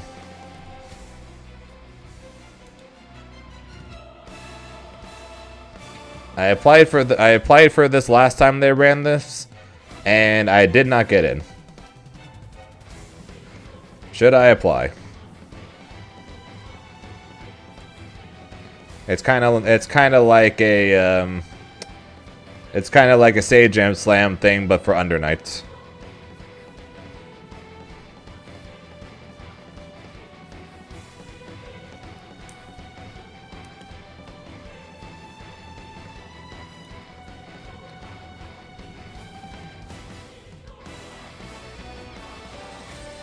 And Kuon Kuon, Byakuya, and Seth were the 3 I was recommended, but I always said Kuon because he floats, he has set play, he has a teleport, and he is my favorite weapons in all of fictional history, and the floating blades. That being said, though, Byakuya was definitely a someone that I was definitely recommended as well. Yes.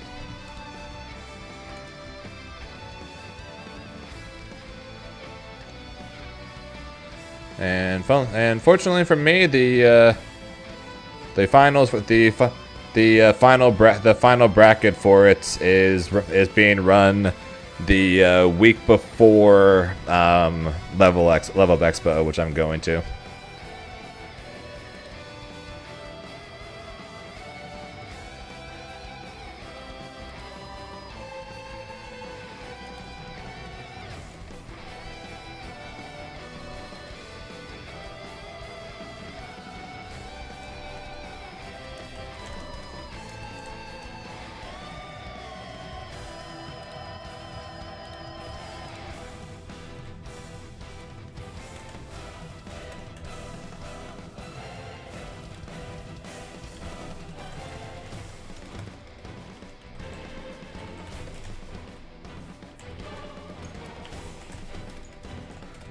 Briefly describe your genre style of content you make. I stream fighting games and Sonic speedruns.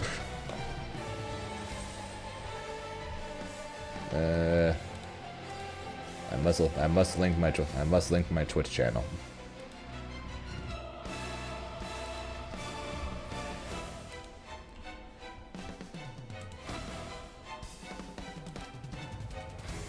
Okay, very important part to say I speedrun Sonic. Very, very important. Good. Double check it one more time. Level Up Expo dates. Level Up Expo, April 24th through 26th, and the finals for this is April 19th. So yeah, I would be able to play this, and then Level Up Expo would be the week after. So I'd be okay on that. Also, if I learned how to play Undernet, I can play that at my local.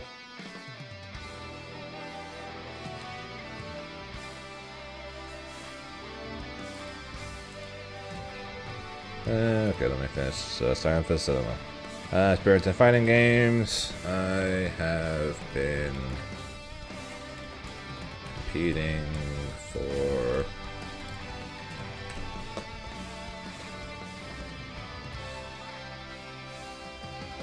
4 years. I was trying to remember when my first tournament was. My first offline tournament was the U.S. Regional Finals, which was December 2021. Then my first major was Combo Breaker 2022. So about 4 years now I've been competing. God damn. What character you interested in playing? Kuon. Do you want tonight? I do. What was your experience? I played through combo trials. That is legitimately it. I beat the combo trials.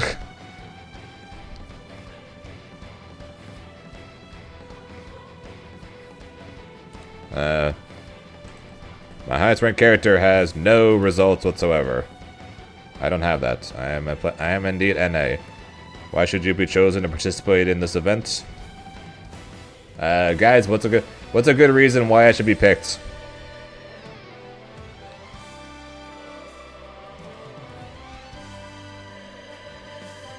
I honestly don't have a good reason on why I should be picked.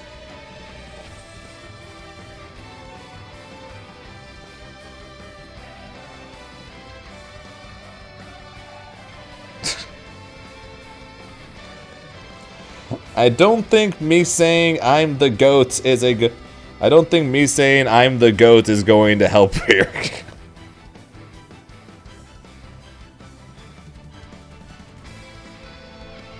I'm half tempted to just put yes. I'm half tempted to just put yes. Why should you be chosen to participate in this event? Yes.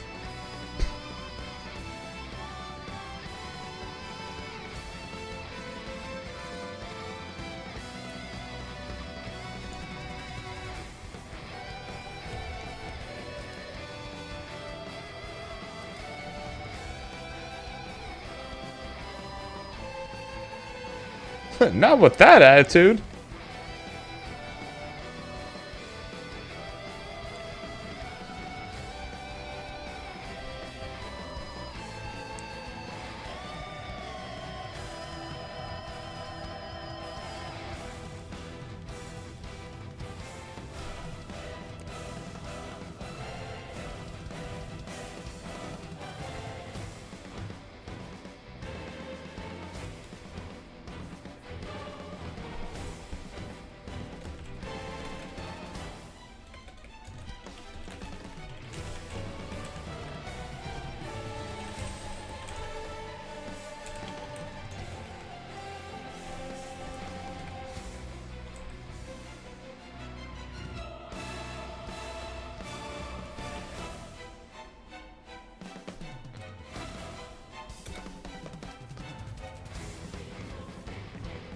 Just put it from the set. Why should you choose an event? I want to learn how to do set play mix in war games. How's that? I want to learn how to do set play mix in more games. That work.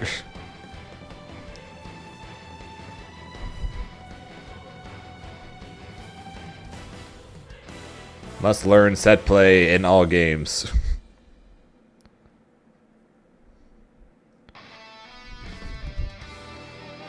It's better into it.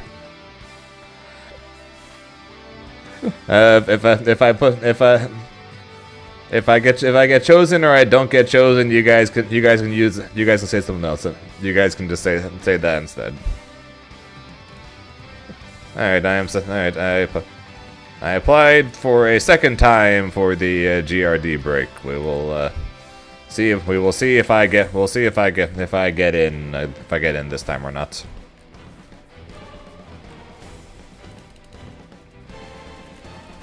If not, well, we still got a collie to worry about. I should be putting more time. I should be spending all my time on 2SKO in all honesty, but I mean, I wouldn't exactly say no to gain the chance to learn Under Night. My local runs Granblue 1 week, Under Night the next week, and then rinse and repeats. Right? It constantly goes back and forth between the two. So if I learn Under Night, then I can constantly have a second game to play that's not. I can constantly have a second game to play that's not 2xKO each week, rather than constantly having to wait for the other week for Granblue. So that's nice too. Okay. Let's we gotta play at least a few more games.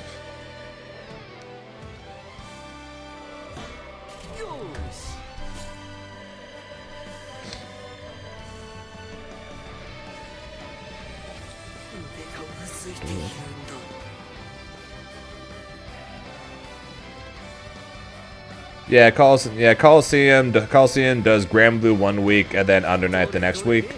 So if I learn Under Night, I can technically do play one game each week technically, even if I'm not actively playing Under Night, just like if I'm not actively playing Granblue.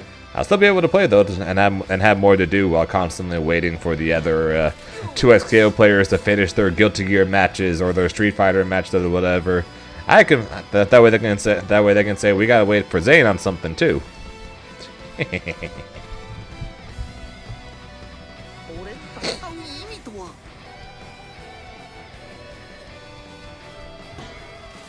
Also, like I said, Kuon is just so cool.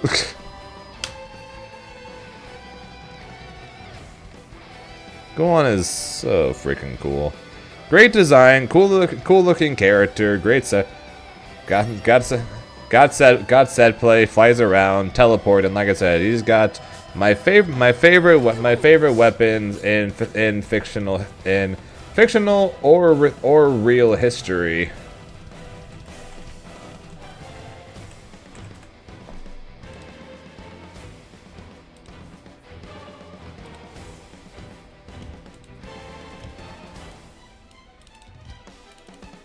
Which are of course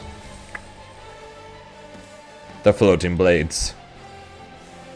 This is also one of the reasons why I really want Irelia in the game, because of the fact that the floating blades as a design, as a weapon, the options you can do with them is just so freaking cool.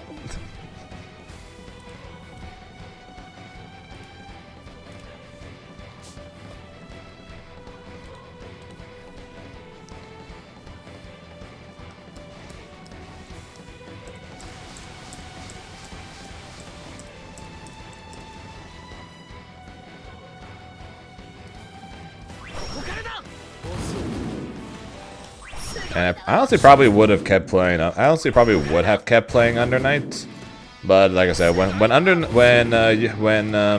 Uni came out, there was just nothing online on how the hell do you play the game. Nothing for character combos or guides or anything like that. Nothing on like the basics of how to play the game or learn the game or anything like that. None of it. So it made it really hard to get into.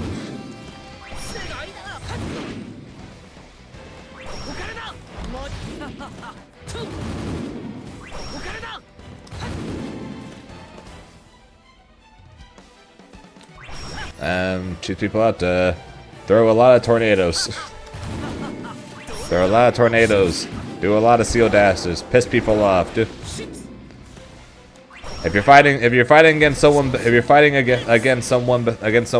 than you, that you know is better than you, do the most random things ever, because your job at that point probably will not be to win, but to see if you can steal a life. So do like extreme. First the one bullshit type of things. Because if you do that, you might be able to steal a game from somebody, and if you do that, then your job will be done, depending on who you end up being put up against.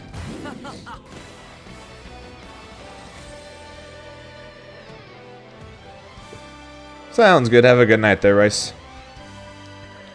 Yeah, basically it all comes down to what you're being thrown in for. Like I said, if you're being thrown into the deep end, like against the best player for a crew battle, and you're running like a life situation where your opponent only has 2 lives, do the most random bullshit possible to piss them off, pretty much, or to confuse them. Because if you manage to do that, you might be able to steal a life from somebody. Which would be the main goal, which would end up being the goal. It all just comes down pretty much to who you're being thrown up against. It's one of the reasons why some bullshit characters, right, or like first the one style characters end up actually being really good in these team battle style fights. It's because of the fact that since the I think that's the way to put it.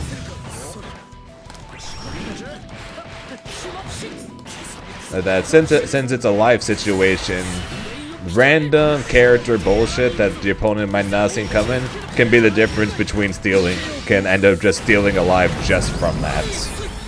And if you've managed to do that against one of their best players, then they are down a life. And that's really good for you.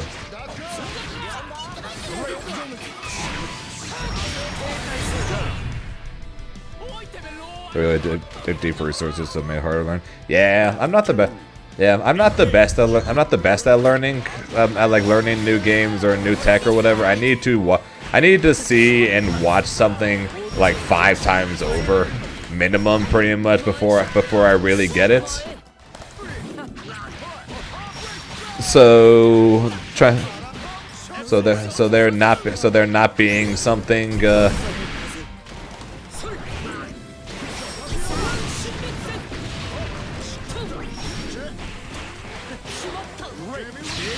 Didn't really help me very much. Which is why I never really got into Under Nights, even though I did look to potentially get into it.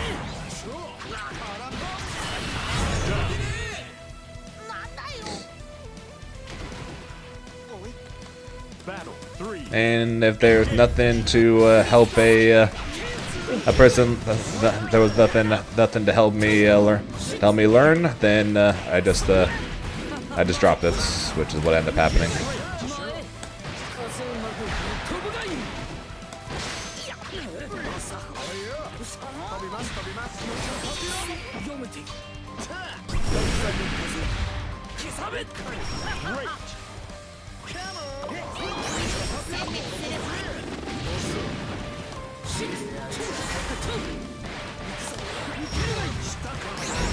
Pose, pose, pose. There are some people that are just really good at it. Like Diaphone, for example. That guy can pick up a new fighting game in seconds. I don't know how he does it.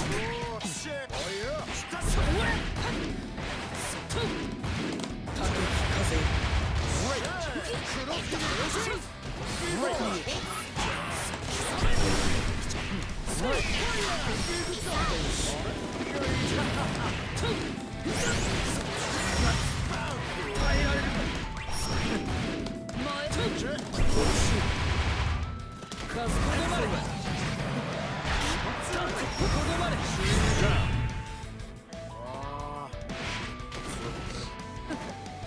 Battle 2. Engage.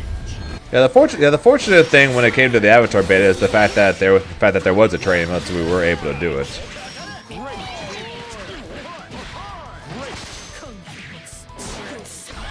Like for the most part, like fortunately for me, that since I was playing the exact same character, I basically just did basically the same combos or close to the same combos that I did from the first alpha.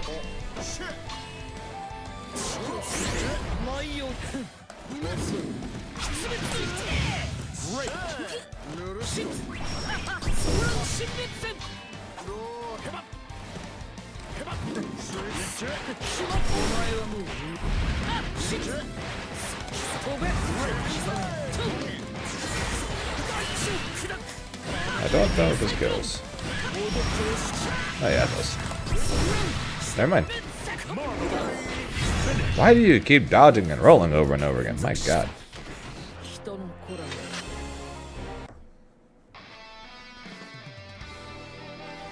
And yeah, some people just picked up Toph and then, like that, they were doing everything already.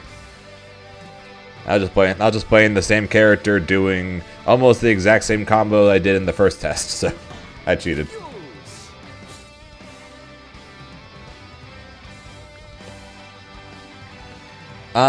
Yeah, so if you wanted to do 2 hours, then basically you would need to buy 2 sessions. Or if you want, yeah, so you would need to buy 2 sessions in order to do 2 hours. I don't have anything past 1 hour. I'll be honest, I never really thought to make an option to for longer than an hour.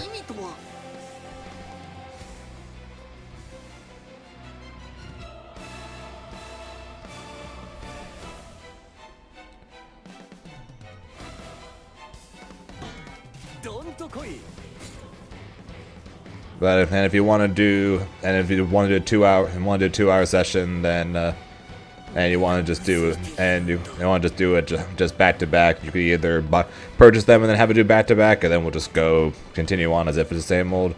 Or if you just want to purchase 2 separate ones, that's fine too. Or you want to purchase 2 separate ones but then want to do them back to back, then we can just do that too. Doesn't really matter.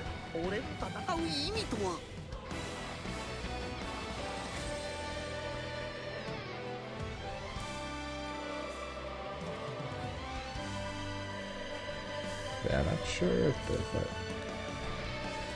think I should check my authority real fast, see if there's an option for me to do that. I honestly have no idea.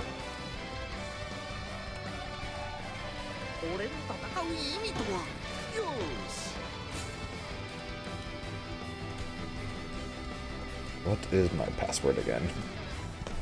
That's that one.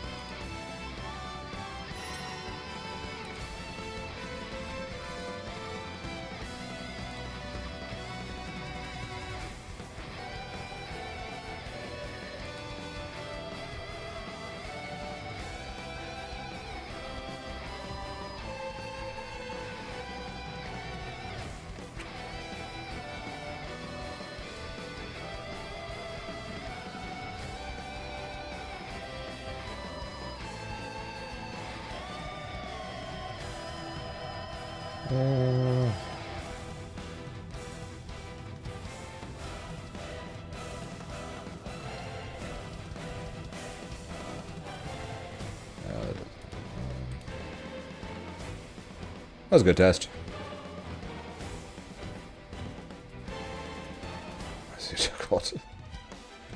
Fair enough.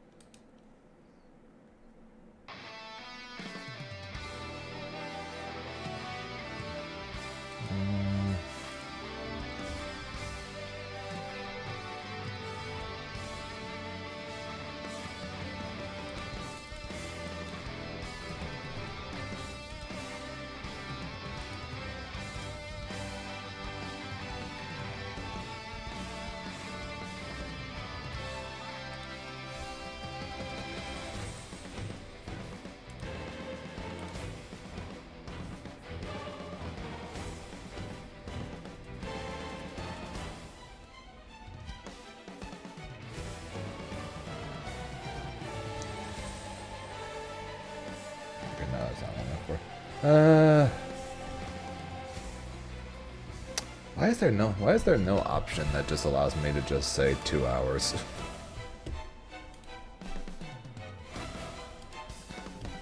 Sorry guys, give me 1 second. Try. Medify's being a bitch. Is it really going to make me just add another session that's literally just the exact same thing as a different one, but just 2 hours instead of 1 hour? There's gotta be a way I can give people the option to do more than one.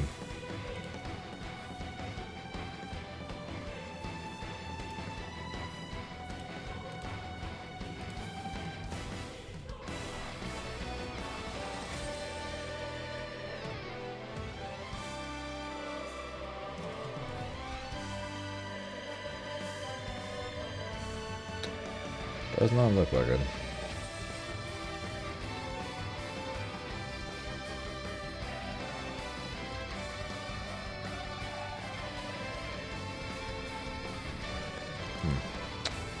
Yeah, looks like you'd have to do it. Looks like you'd have to sign up for 2.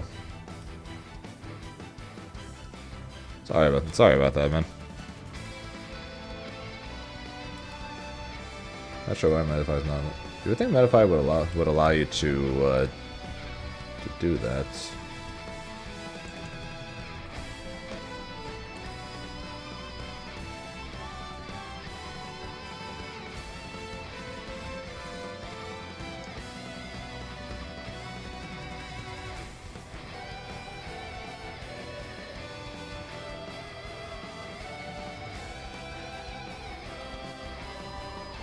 Well, apparently I'm no longer a high-rated coach on Granblue anymore. Apparently I'm only the 7th ranked Granblue coach now. I suck.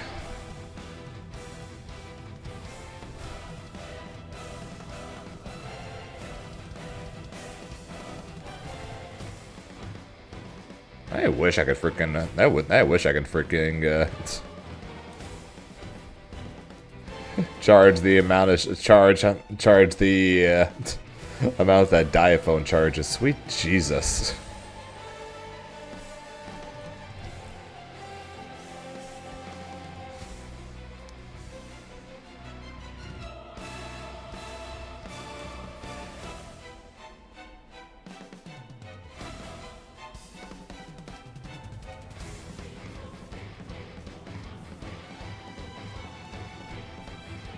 Yeah, my apologies there, game. But like I said, if you want to do a 2 hour session,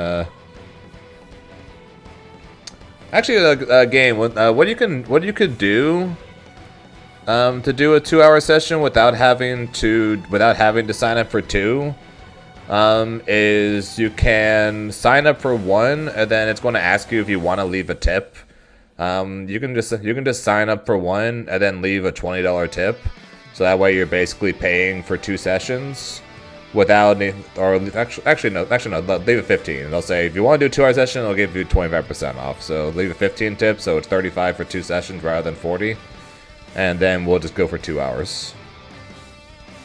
And then that way you get a bit of a discount for buying 2 sessions, and you still get the 2 hour session without needing to worry about having to sign up twice. That would probably be the easiest way to do it. If that works with you, that's entirely up to you, of course. Yep, apparently I'm only the 7th. Blue Sky Guy is the #1 Granblue coach.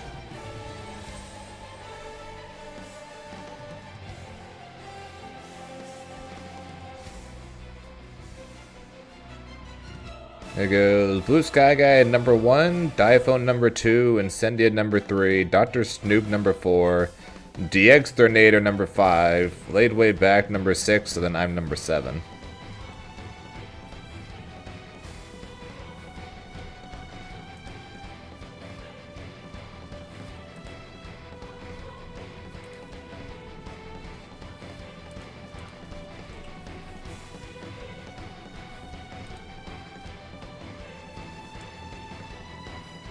Well, I'm still the #4 ranked Dragon Ball coach.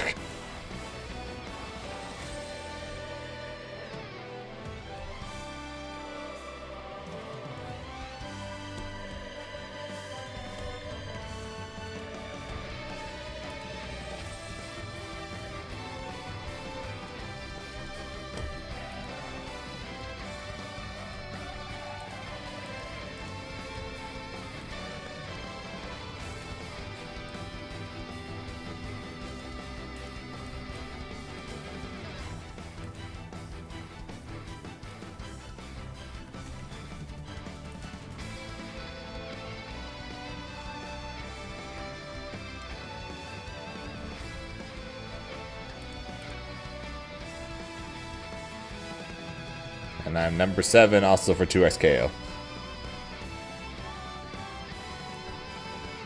Wait, I heard Justice is coaching in 2x KO right now.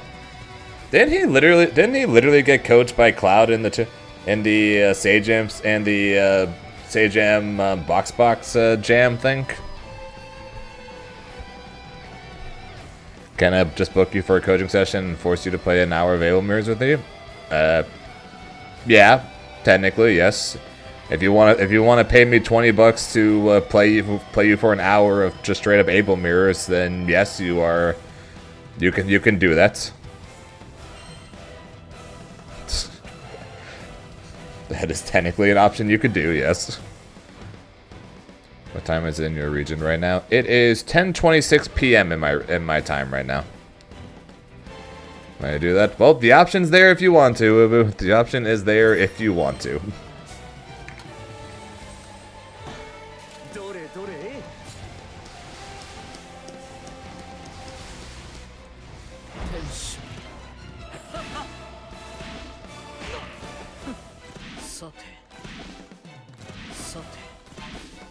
And the times I have sets on my Metafy or times I'm available on my own time zone. I have zero clue how it looks for someone in a different time zone though. I have no idea if it auto swaps for you or if it still shows mine. I'm not fully sure. I haven't looked or I haven't checked. Actually, you know what? I can try. Actually, I can try and check right now. Actually, hang on. Let's see. Are there any French coaches in Dragon Ball Fighters that I can look for an example? What's ADT? Anyone know what time zone ADT is?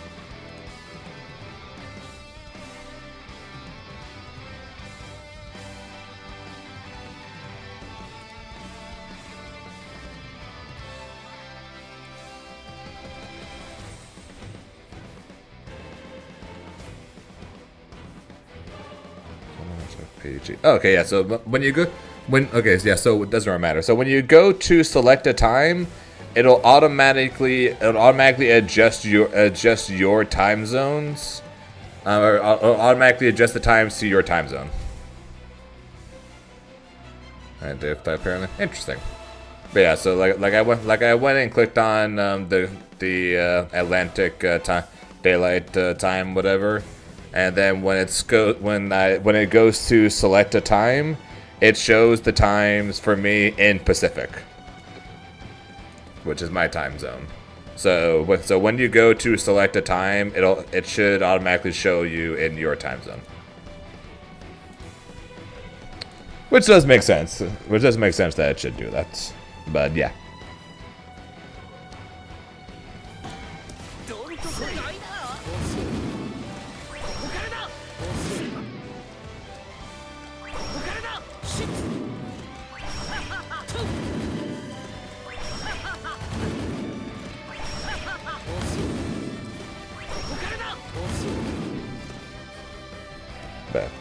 And with all this talk of Metafy, I probably should at least once make that link available.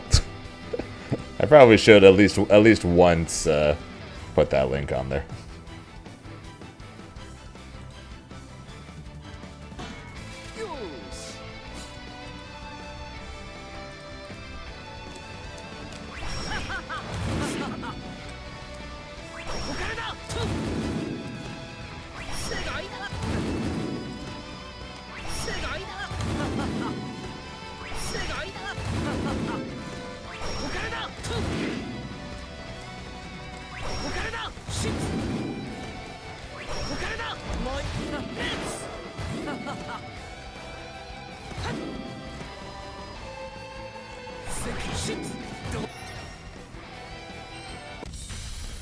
Here begins Fate's episode. Fairy versus Grimner. Oh, not a bad practice since there's, I think, 2 fairies in the finals.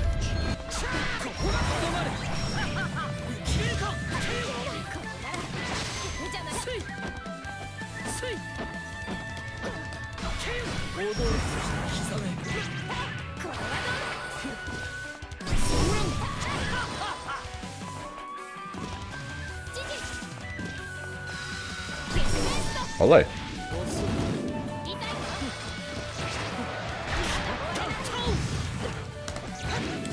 Reach! Damn it.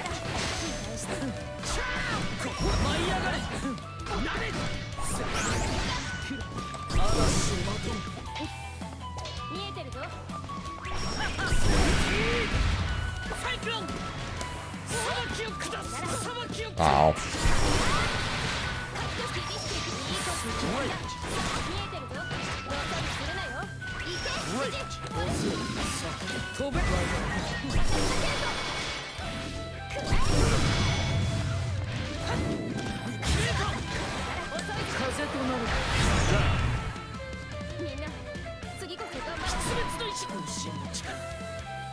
Also, Nino, I agree with two of the three you had said. The diva doesn't piss me off. I am just bad at fighting grapplers.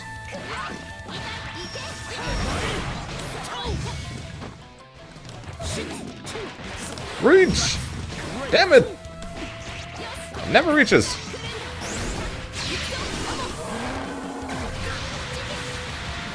Excellent.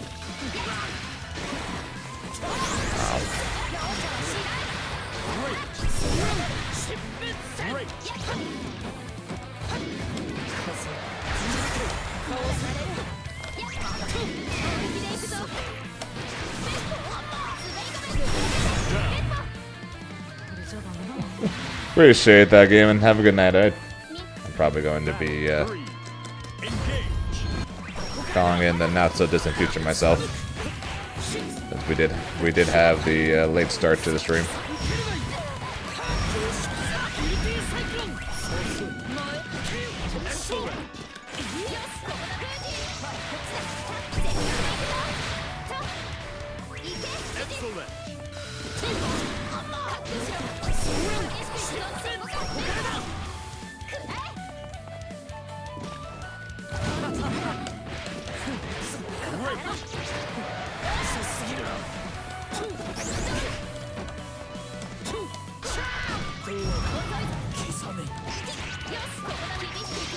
Never get that thing.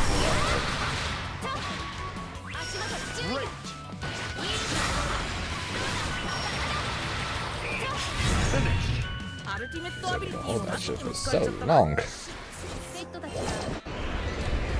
Believe in victory. Battle 1. Engage.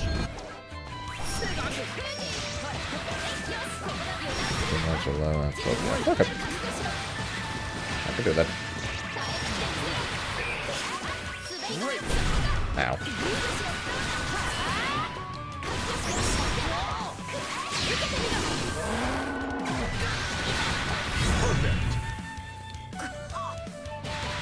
What's going on right now? It's just reminded me of the of the post that someone made on my tier list explaining how everything I said about Fairy was wrong.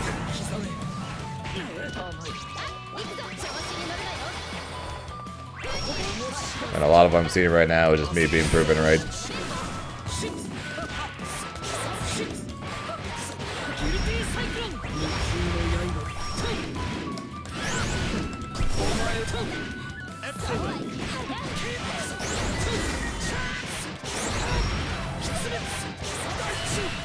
We're gonna go for the fancy setup.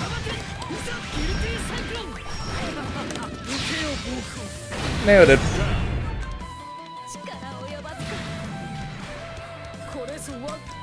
Battle 3. Engage.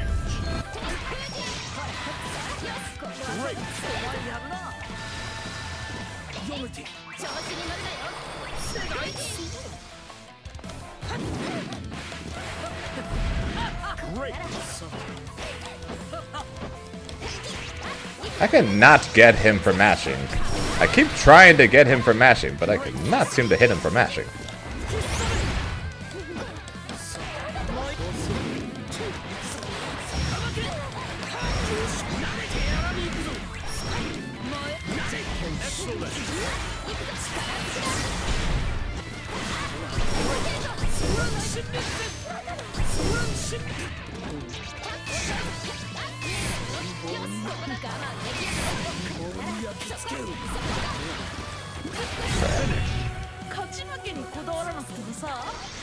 Yeah, like Matera.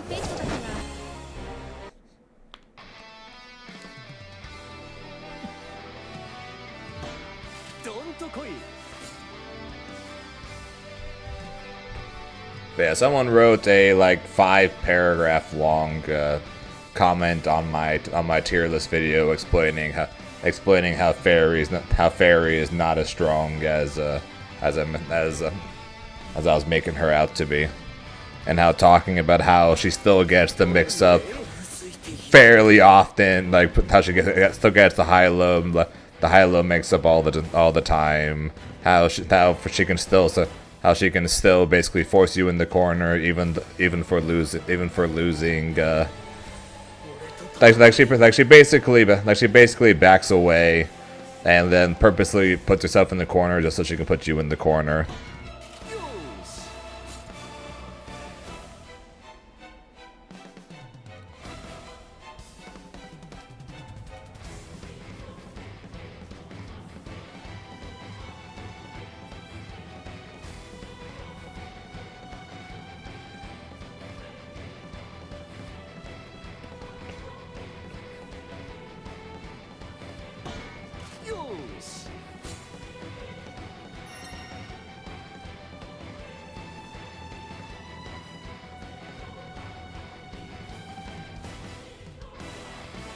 That expert is wrong.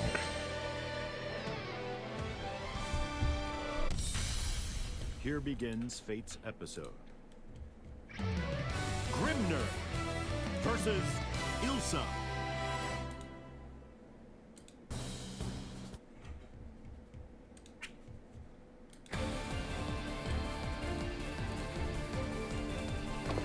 Believe in victory. Battle 1. Engage.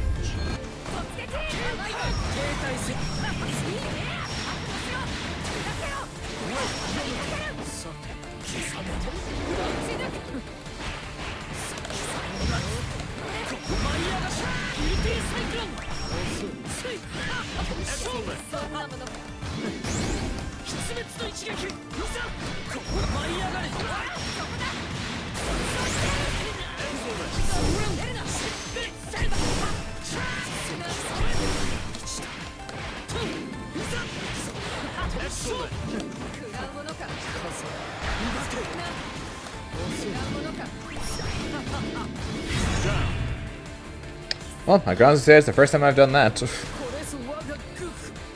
Battle 2. Engage.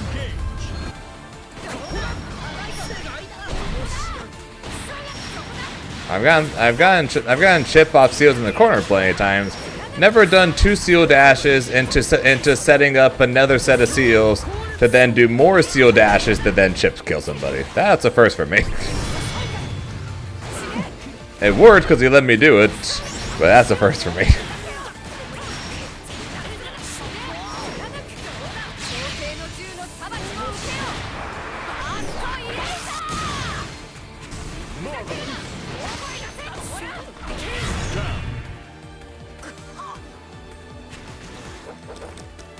Battle 3. Engage.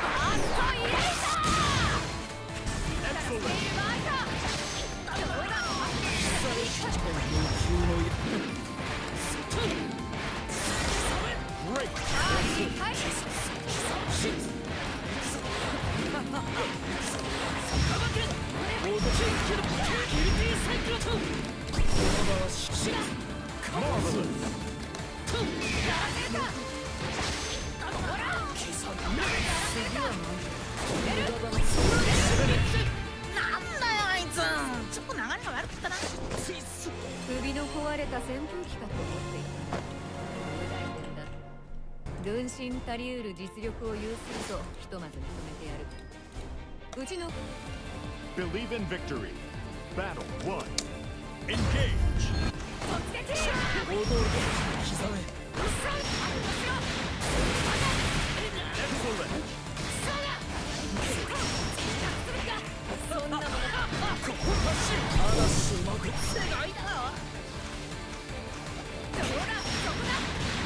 Damn, that 2M gotta reach.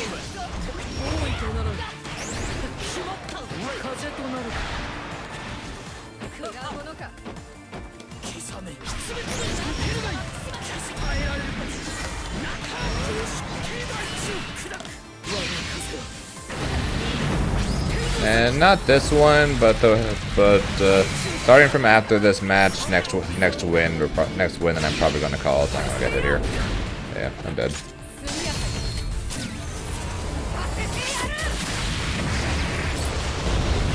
Yeah, so no matter what happens this match, starting from after this one, next win we're gonna call him. Battle 2. Since it's starting it later.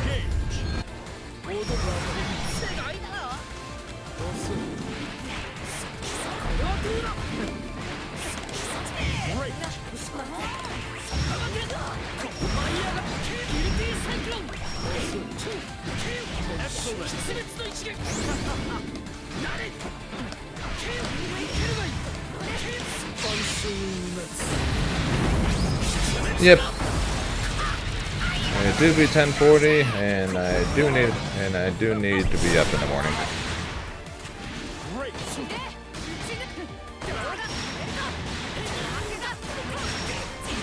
As much as I don't want to be.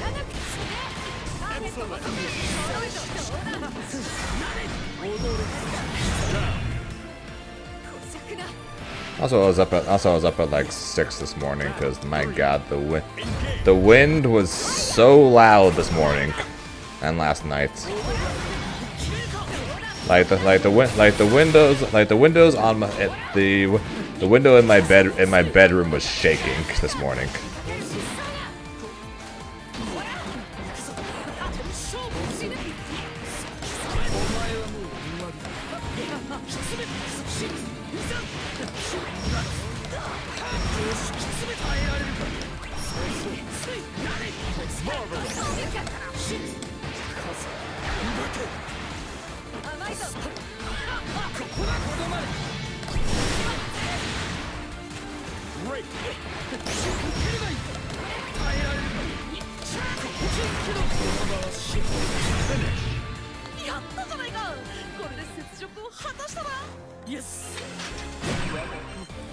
Believe in victory.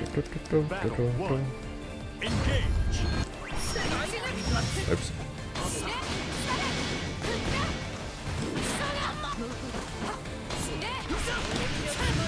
Great.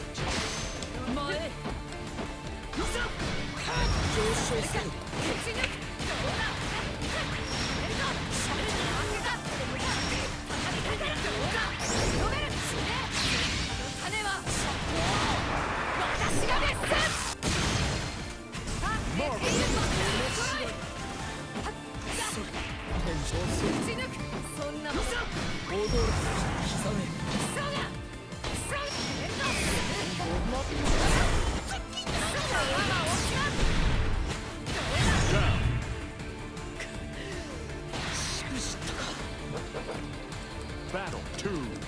Engage. Excellent.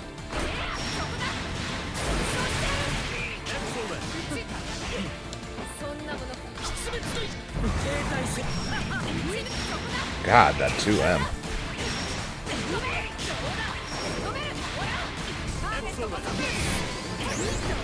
Why do I mash things? I'm dead.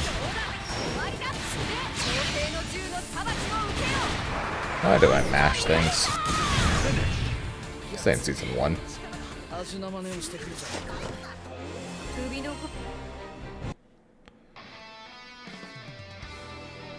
This ain't season 1.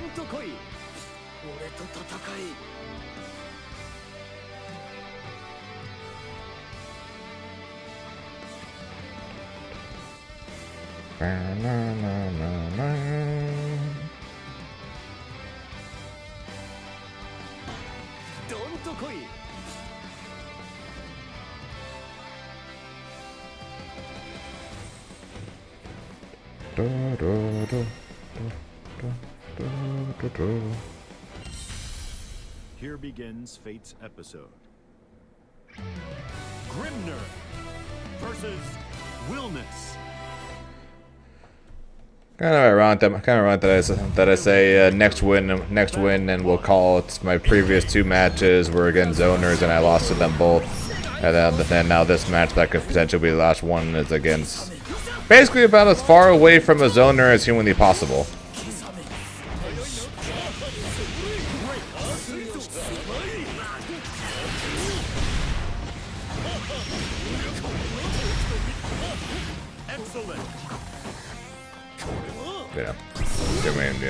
I actually win, which far from guaranteed in a world against Willness, especially when I don't get my close ends. Excuse me.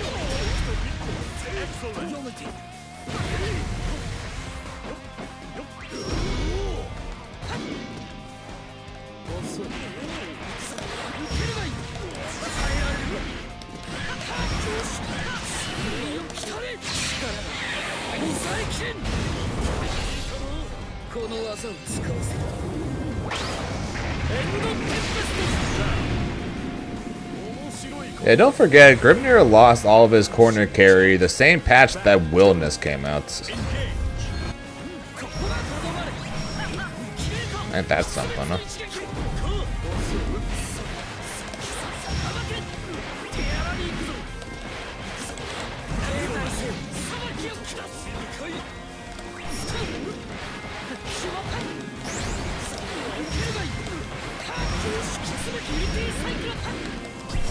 True. They improved Abel's damage by basically ruining his cool combos. Believe in victory. Battle 1. Engage.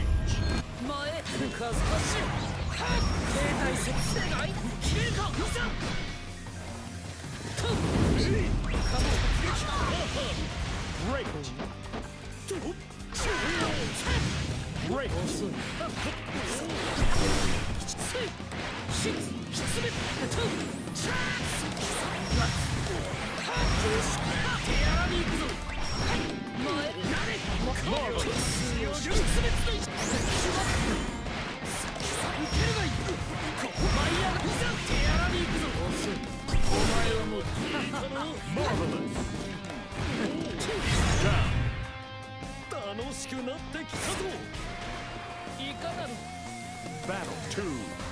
Engage.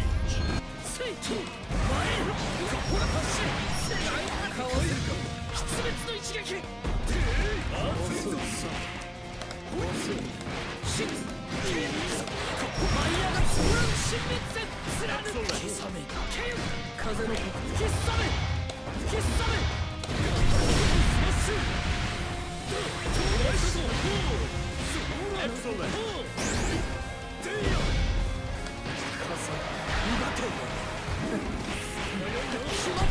Why do I do that? I know that doesn't work. Damn you, Zy Games.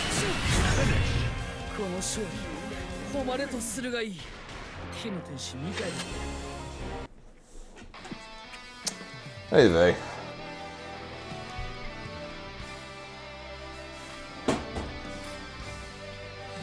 I do not feel good for the finals in 2 weeks, to say the least.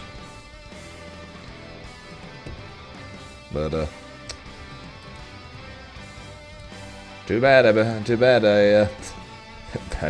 freaking be ready for it, huh?